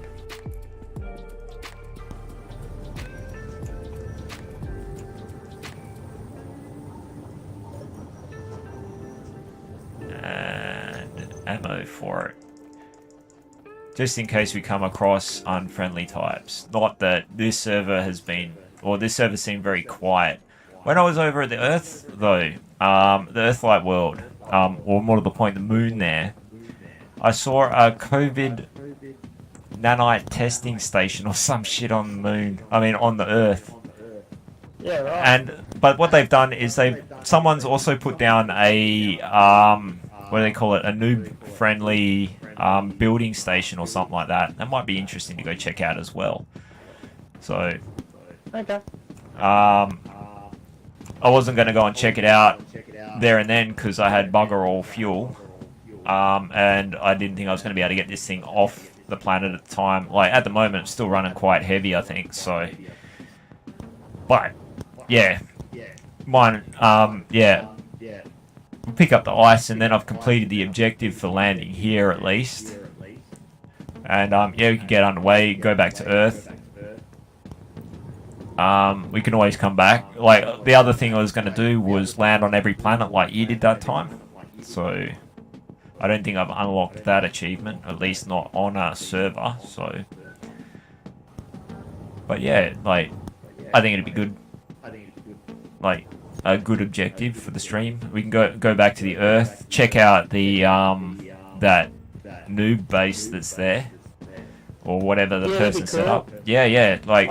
Yeah, I think the only place I haven't been to is Pertum. I haven't been to Pertum yet. Oh, haven't you? Well, yeah, it's no. very, very dry. I did once, but I crashed there, sort of thing. I spawned there and crashed, so... Oh, okay. I didn't really like it. Yeah, that was early in the piece, so... Yeah, the reason why I chose to start on Pertram was because there's no ice, or there's almost no ice. You've got to hunt around to find like a little oasis thing, like where the green grass is growing. Under the ground about a metre, and you have to... You've got to find it. It's very rare. It's like a liquid form sort of thing. No, part of the ground. It's all ice, but you've got to find where there's bright green grass, or like, you know, solidly not dead grass. That's the indicator for where the ice is. Like, I managed to find 2 of those spots, like, after I found the first one. But initially, yeah, everything was wind powered. Like, I did the usual thing that I do, where like, I built a base up from a rover, or, you know, I turned the base into a rover and then drove around, just picking up various ores and stuff like that. Like, the original parts of my base are still here. There's the original refinery. Behind that's the original cargo container, and then I've got the original basic assembler there. That's the first few parts of the base. Then the next bit was putting on that air vent and the oxygen tank, so I could suck air into the oxygen tank from the atmosphere around it. And so with Pertram, you can breathe the air there if you're low enough down, if you're not up in the mountains or something. But during a dust storm, you've got to close your helmet. Otherwise, you cark it. Dust storms will kill you. Right. And lightning as well. Lightning was a nightmare. It was a challenge. And the biggest challenge, though, is not being able to easily find ice meant no hydrogen. So, no jetpack. Everything had to be walk up and do stuff. And surprisingly, I don't think I died that many times. But yeah, managed to build up a rover, and made it all decent. Had a few issues with it. Crashed it once, had a wheel come off and stuff like that because it was going a bit quicker than I thought I was. After I got the 5x5 wheels on there. But yeah, it didn't spend too long on the surface. Once I had enough fuel to get it to space, that's it. We left there as soon as we could because, yeah, it was a drag being stuck down there on the ground there on that desolate place. But, you know, we can always go back there and go anywhere we want now. And hopefully nothing disastrous happens. Well, it'd be entertaining if it did. The struggle has been very real with those drills breaking off though. It's been driving me around the bend. And like I said, I haven't done anything differently on this server. This server just seems to be a little less forgiving with the tolerance as to the sideways impact on the drills. They're more than happy to snap off on a whim. Yeah. So yeah, on the other server, yeah, you can be way rougher with them and they'll bounce around on that piston head for quite a lot. And it's actually seems to be quite difficult to smash them off on the other one. So I don't know what the difference is.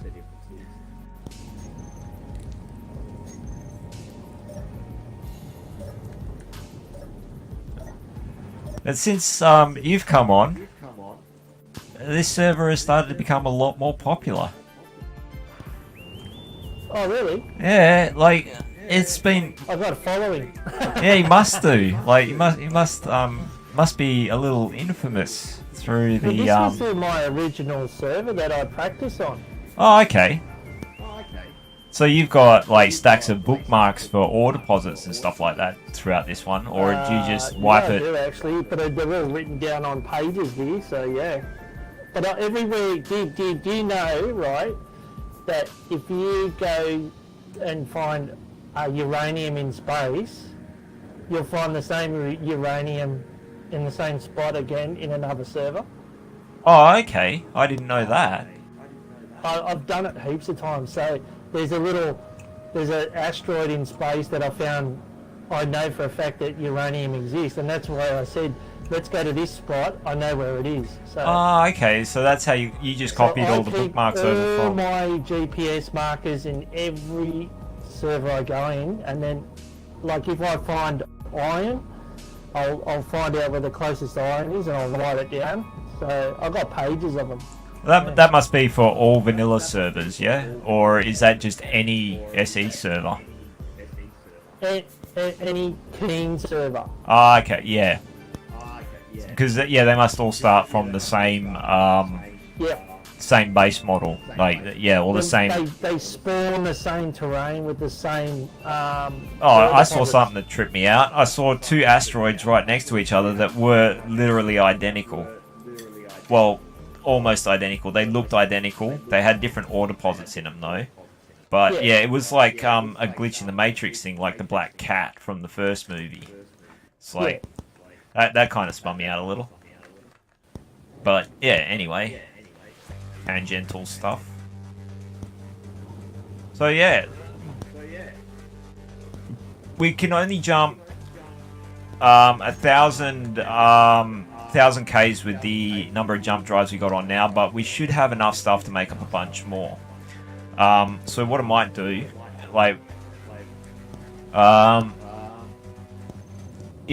might chuck some more jump drives on, and we'll head back to Earth and have a look around there and check out those bases and stuff like that. Yeah.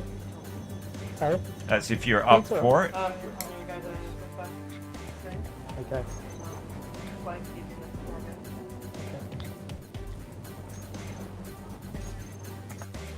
Alright, I'm going to get on to that.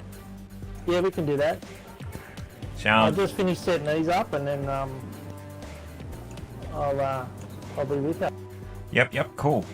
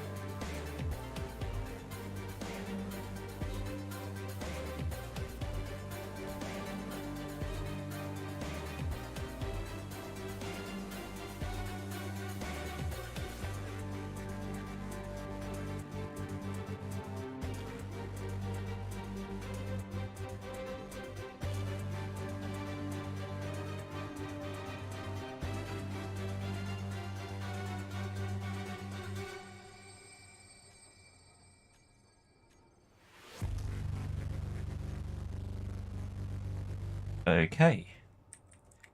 That's good news. Marty's now joined the thing. I've put it on so he doesn't have to get spammed by me just yakking away. But I can still talk to him. Just have to press the button now when I want to talk. I have to get back into the habit of doing that.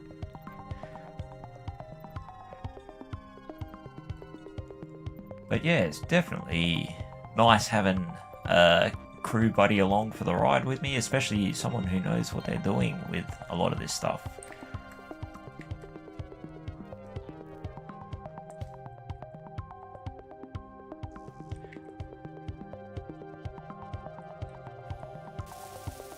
Now, doing this so that way it's easy to reach stuff for placing those humongous jump drives.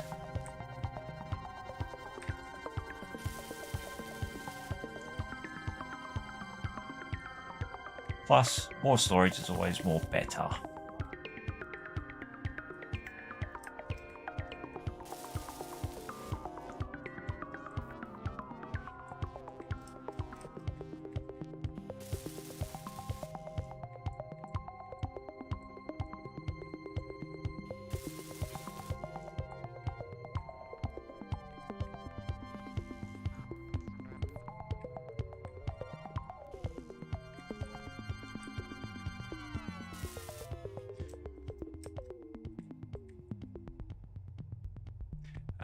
Probably going to have to add them to build planner, I think. So, production. Jump drives.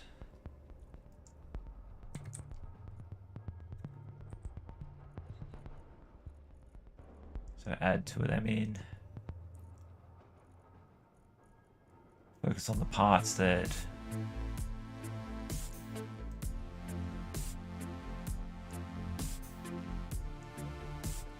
first, then those.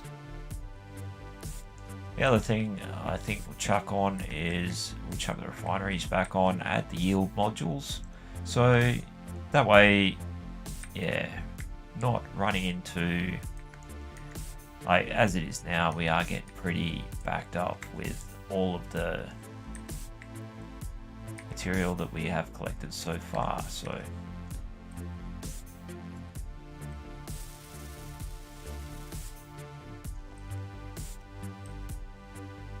we get to that.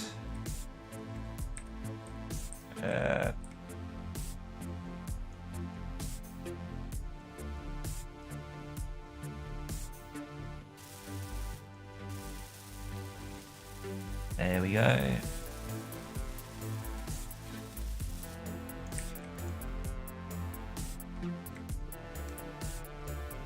So chuck the yield modules on now.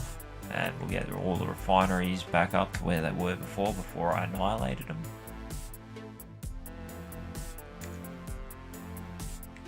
What do we need? Steel plate.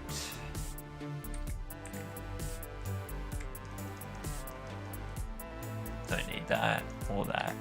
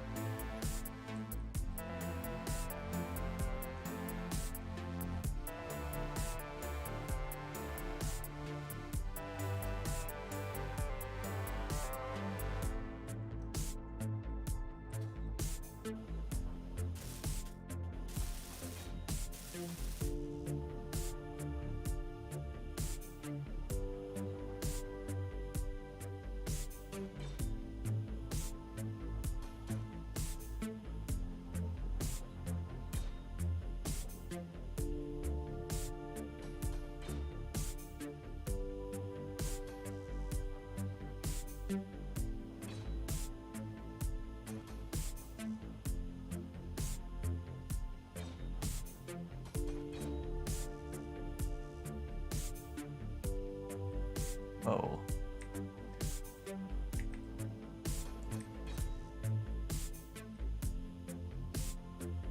Alrighty. multi welder. Might extend the front of this out a little bit as well, just to give it something to break before the core modules do, I think.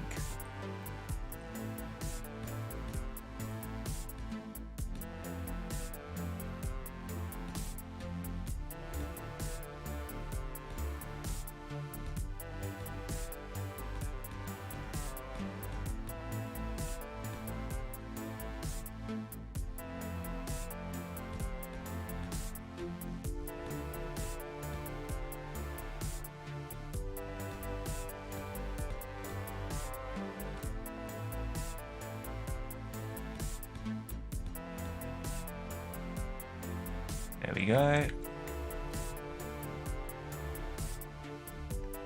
Let's go see how Marty's going. How you going with it, Marty?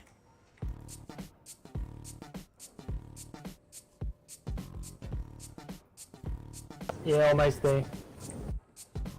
Cool, cool. Just waiting for the parts to fabricate up for the jump drives. I chucked on a couple more cargo containers, another refinery, and a whole bunch of yield modules. So, just general maintenance stuff, really.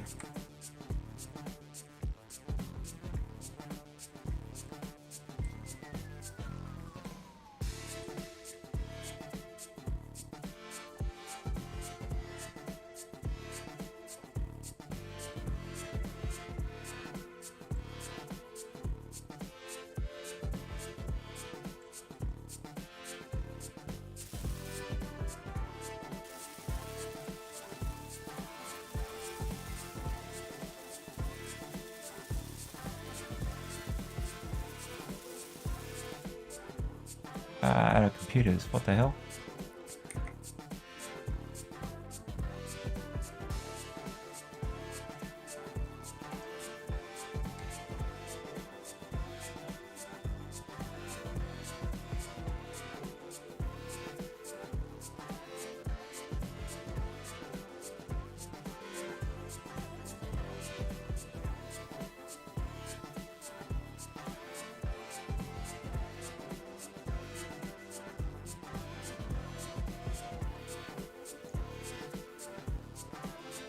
Alright, all done. So they're all push buttons now. Alright, cool. Cool. It's pretty straightforward.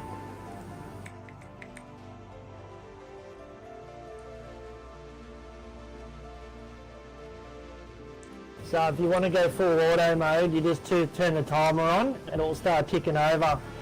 Okay. And the other one? Then on this side over here, Yep. it's just turn the advanced rotor on and off, Yep. extend piston 1, and then that should extend and turn the drills on, alright? And just extend it, yeah, and retract if you need to, but just let it go on the timer and it should do its own thing. Alright, so the first thing we want to do is we want to hit the all drills on off button, is that right?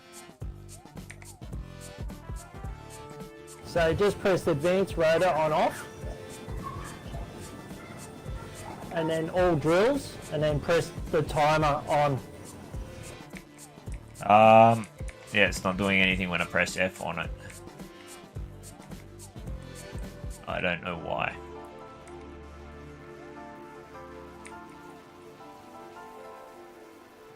Oops. You probably don't need to extend it. No, I mean, what happened was, Just press like, the timer. yeah, pressing. Yeah. Oh, okay. Yeah, pressing Just press the timer advanced. over here. Okay, that drills button didn't work. So anyway, that doesn't work for me. Didn't work for me neither. Do those buttons work for you? Yeah, I don't know what's going on. I pressed it. Take your welder out of your hand and just press. Yeah, and just press it with your button on your what's the name mouse.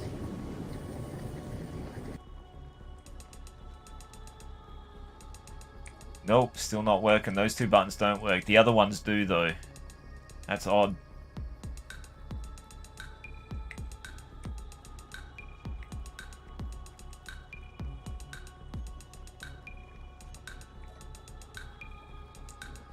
Yeah, I don't know what's going on with it. Yeah, it didn't work.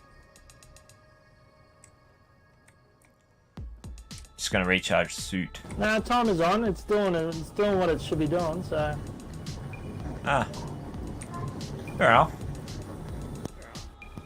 It'll lower itself when it does a revolution. So. Cool, cool.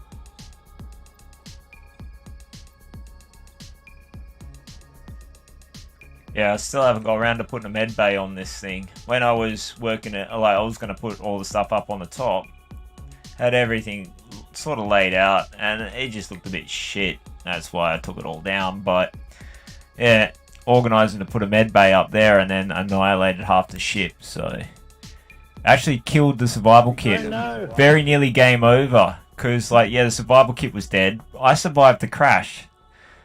So yeah, if that had been a more severe accident, where like my character actually got killed, yeah, it would have been a full restart right from scratch. That would have been really tragic, because yeah, I had no respawn point. So yeah, that's how bad it was. The survival kit was severely damaged, and also the cargo there was a cargo container that survived, but yeah, it was pretty badly damaged, and that had all the spare parts and shit in it. So all the other ones were knackered. Like, I had stacks of ores and stuff like that at the time. I think that was the episode 4 or 5 or something like that.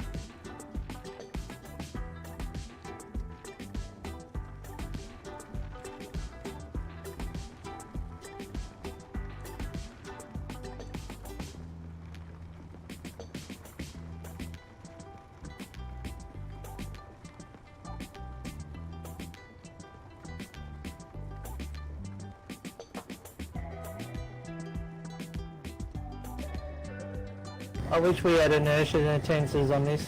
Oh, hell yeah. Like, that would make a huge difference. I reckon Nath over on the other server wouldn't have quit. Like, he would have been able to make his weird-ass contraption of hinges and all sorts of abominations work, so...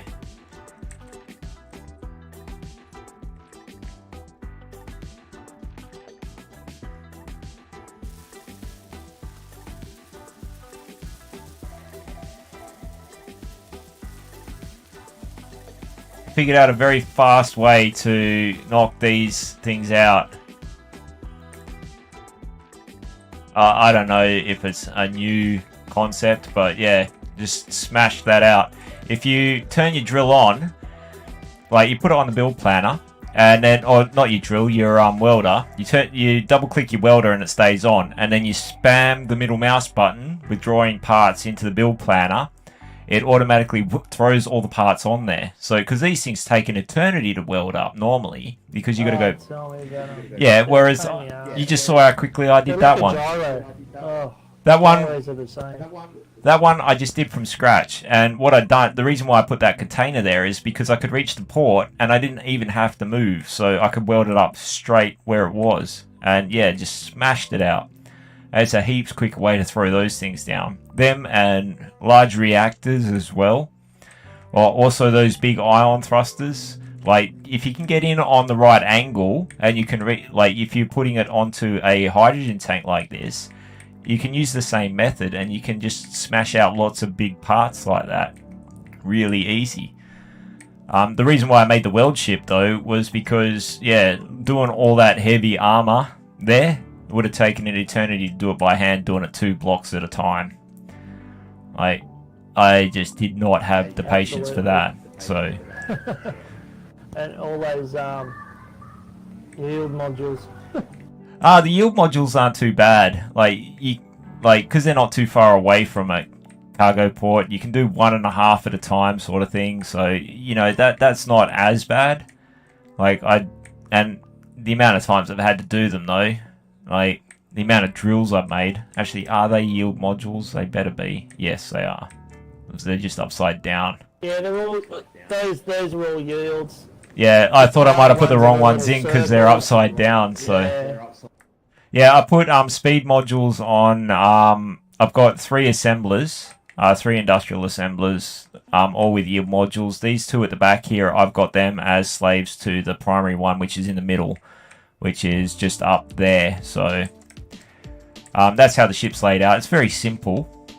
I've got 1.2 or 0.2 gravity on here with the grav gen. Pretty much same as usually set them up. Didn't finish that one. Okay. So yeah, both jump drives are now done. I may even chuck on a couple more. In fact, might be able to stick another row just in here. So yeah, I think I might do that. Just make up a whole bunch of parts for the jump drives. I'm already knocking out a lot of parts. Although I suppose, well, we should have stacks of gold too. Because yeah, I mined shitloads of that earlier on out of a couple of asteroids I found that weren't too far away. So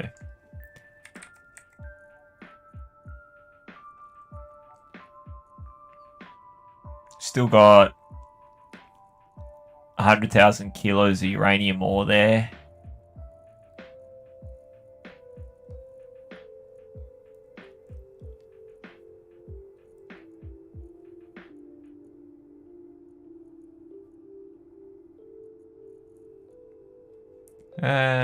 We're knocking into the gold reserve quite a bit there. I didn't know that there was green fog on this planet. This is the second time I've seen fog like this. The first time was when I went and did a test flight with the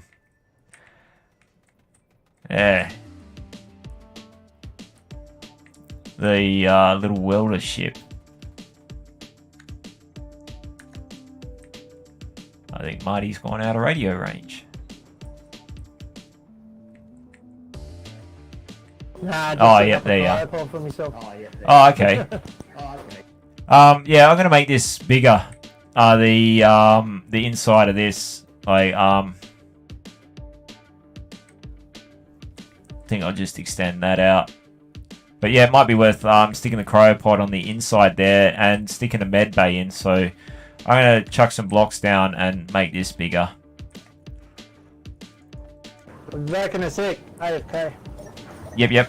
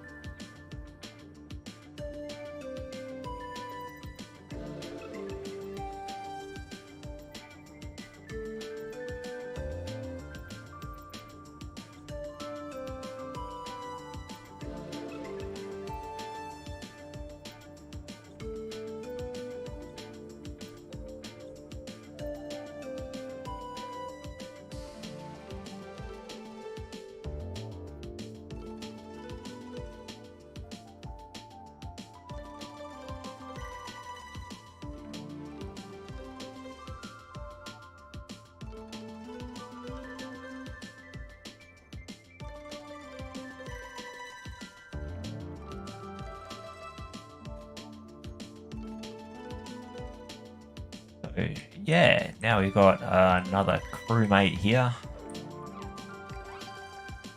Expand the habitable living area. Chuck the med bay in. Focus on that stuff a little more. Make things easier. He needs a seat whenever we're going to go and jump anywhere as well. So, anyway, I think we have to grind these out first. Whoop. That made a wicked mess.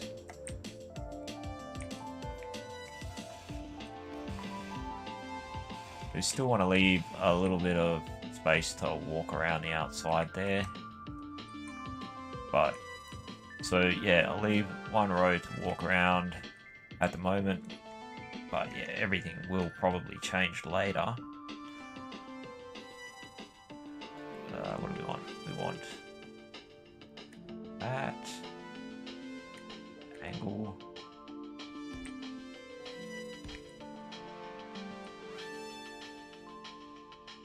Go back to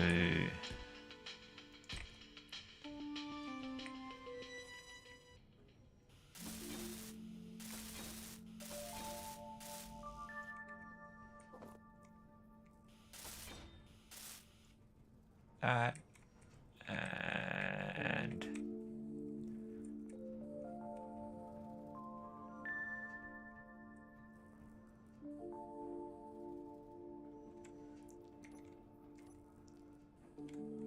we want this one.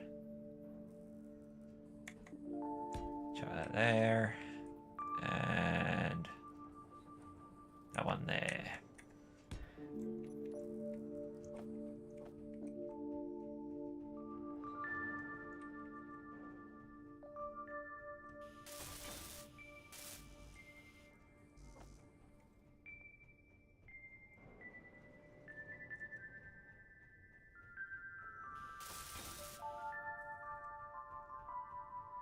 It's a lot more spacious. Be able to fit the med bay in there, no worries now. We'll just repeat the same thing on this side.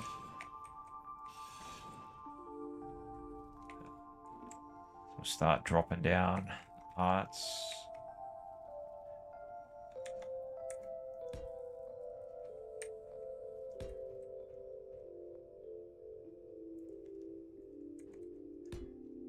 For this, whoop, fell off again.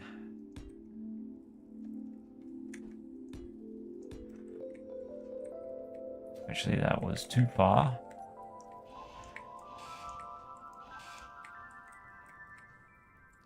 Weld up the front couple, I think. Yep. So we got two windows, so those two there. Then we want to take this one out. We want it the same as the other side. Oops. That there and that there.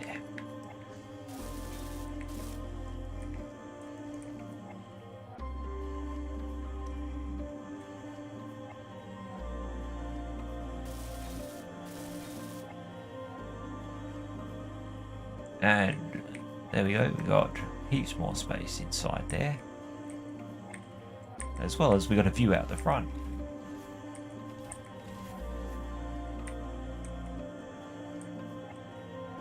Okay, now I have no idea where the ports are going to come down. So roughly work that out. It's going to be there, but in one more, that's going to be no good for us.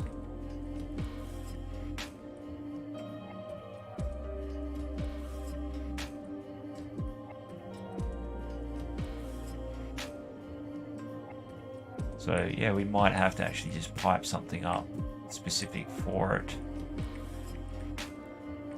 Maybe something to go down here. Yeah, we'll chuck the med bay in under there. So we'll chuck a cargo container in there.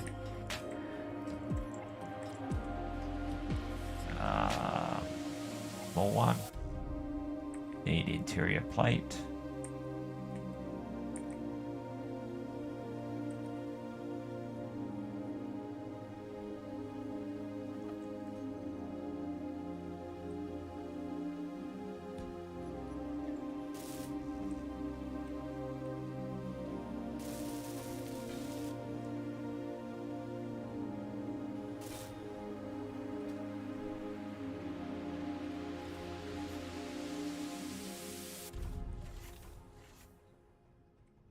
And we should be able to put our med bay in here, hopefully. See how it fits. So stick it on somewhere there. Med bay. We will need to add this to the groups for the other dealie that we had before that briefly talked about.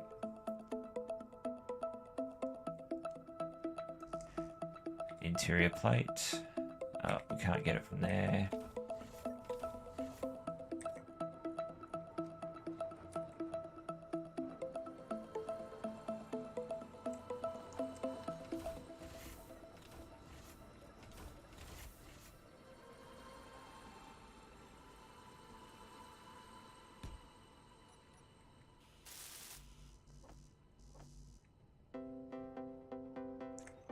Don't want 2 of those on the build planner. That's just silly. Only want 1.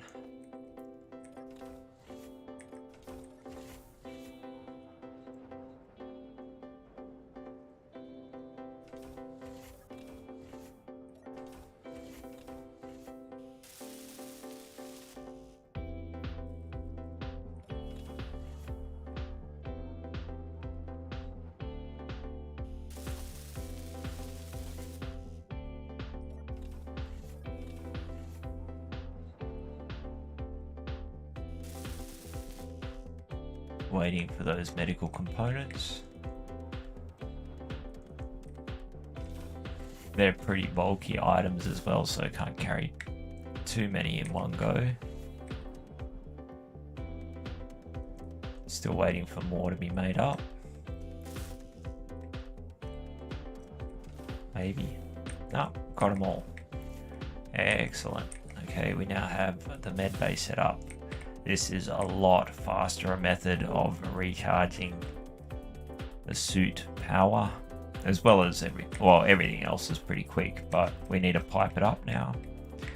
So let's just run a conveyor port or a conveyor to it, which we need interior plate for.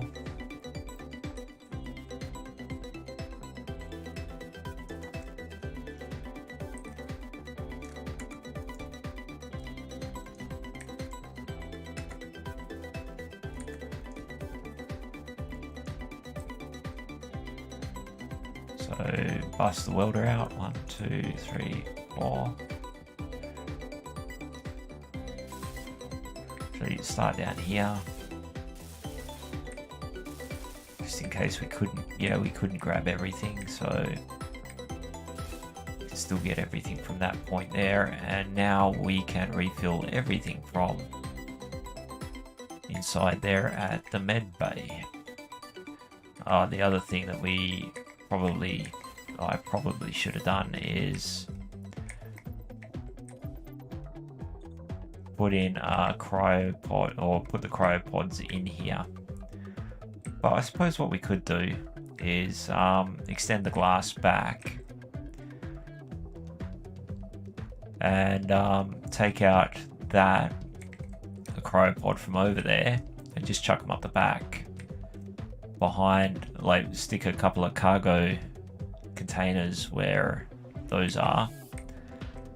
I think that'll be the way to go. So take this out, take this out, take this out, get rid of this. Probably should store everything somewhere. It's going to be a little asymmetric, but that doesn't matter.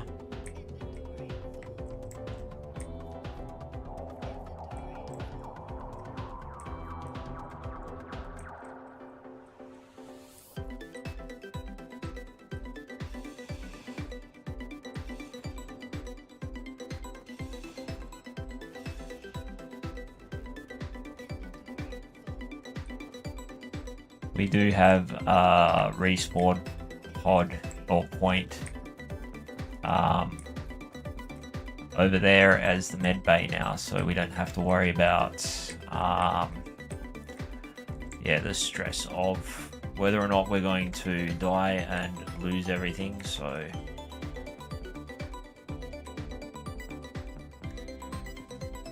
we need interior plates.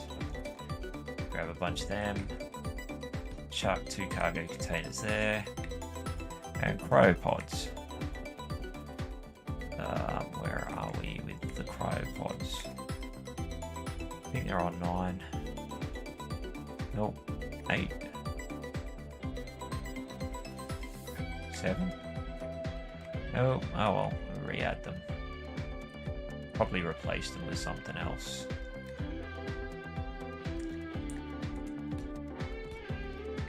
There we go. Cryopods. Can I reach that? Yep.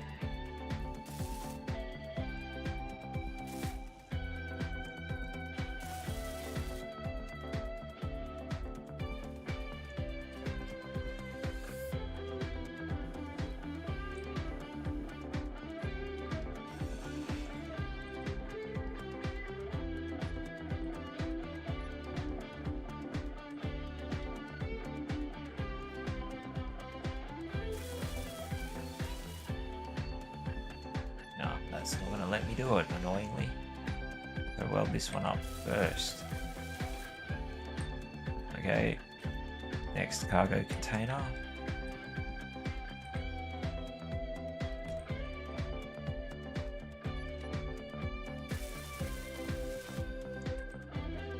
Cryopod.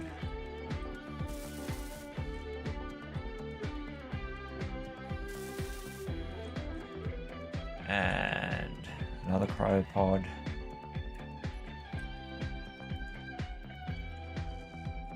Need interior plate for it because of course we do.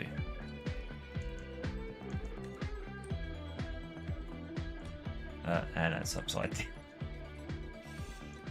I wake up with a headache.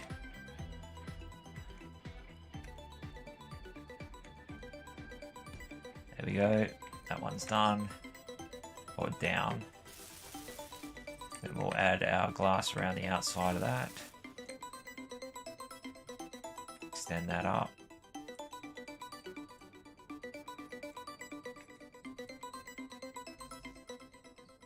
Need girders. Actually, I can get them from over here. Girder. Girder.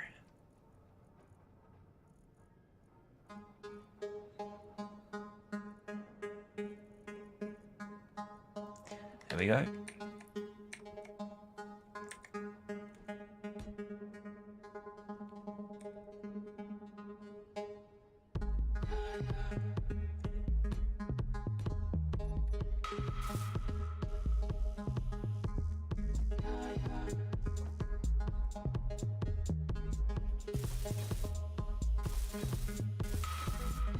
Is that going to pressurize? Yes. Yep. Look at that. Excellent.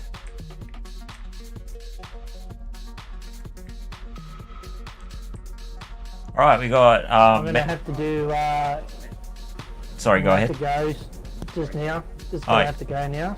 No worries. Feed the kids, and I'll be back. All right, no worries. I've got the cryopods installed now. So, and there's a med bay in there. So you got your Tron outfit on again. Awesome. So yeah, all right, no worries. Probably what I'll do is I'll pack up the drilling rig and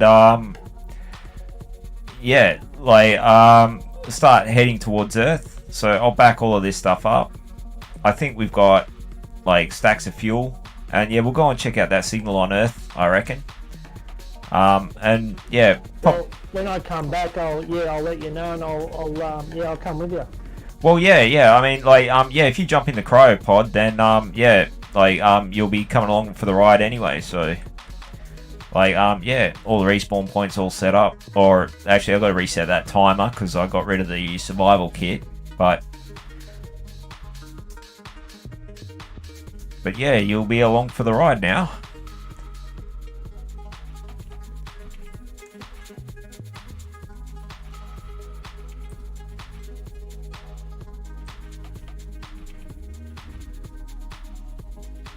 That You is. should have plenty of ice in there. Oh yeah, no doubt. I mean, I haven't checked yet. Whoops, I haven't checked yet, but yeah, no doubt we should have stacks. I mean, but I do burn through a lot. I've got a lot of O2H2 gens. But yeah, I'll let you get your kids sorted and get yourself all fed up. And yeah, I'll see you when you come back in.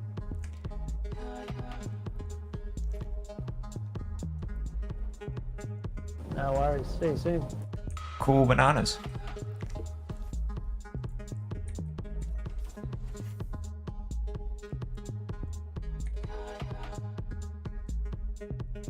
Yeah, look at that. 78%. Also, if we check out our inventory, we have got...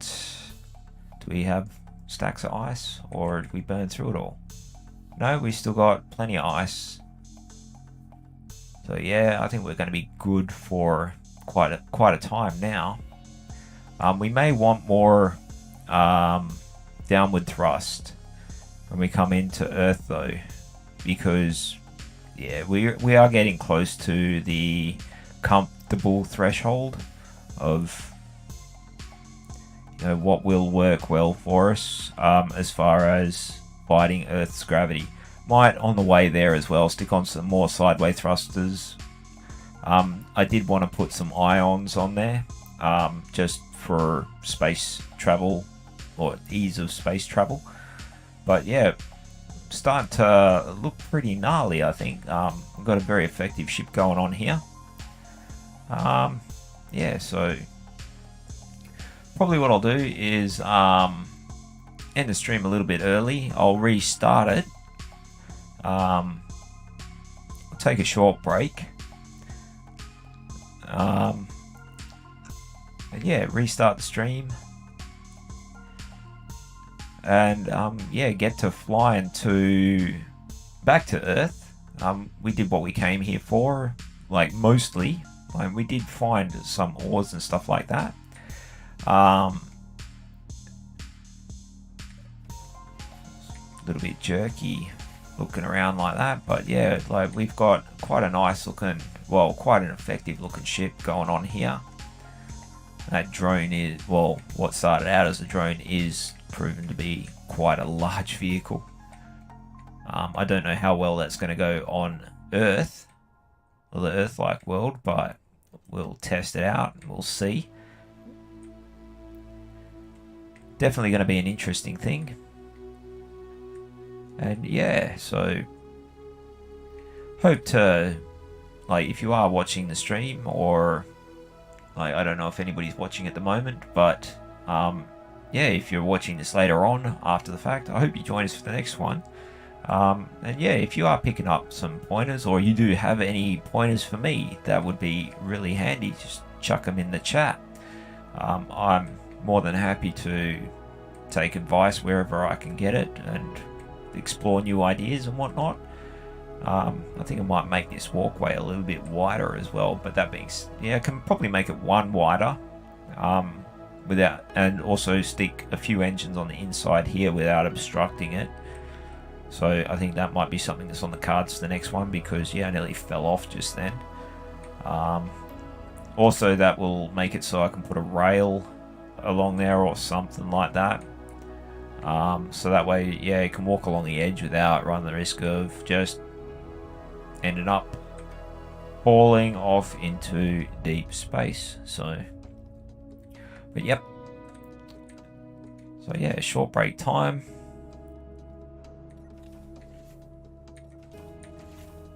And yeah, we'll get back into it. We'll start heading back to Earth.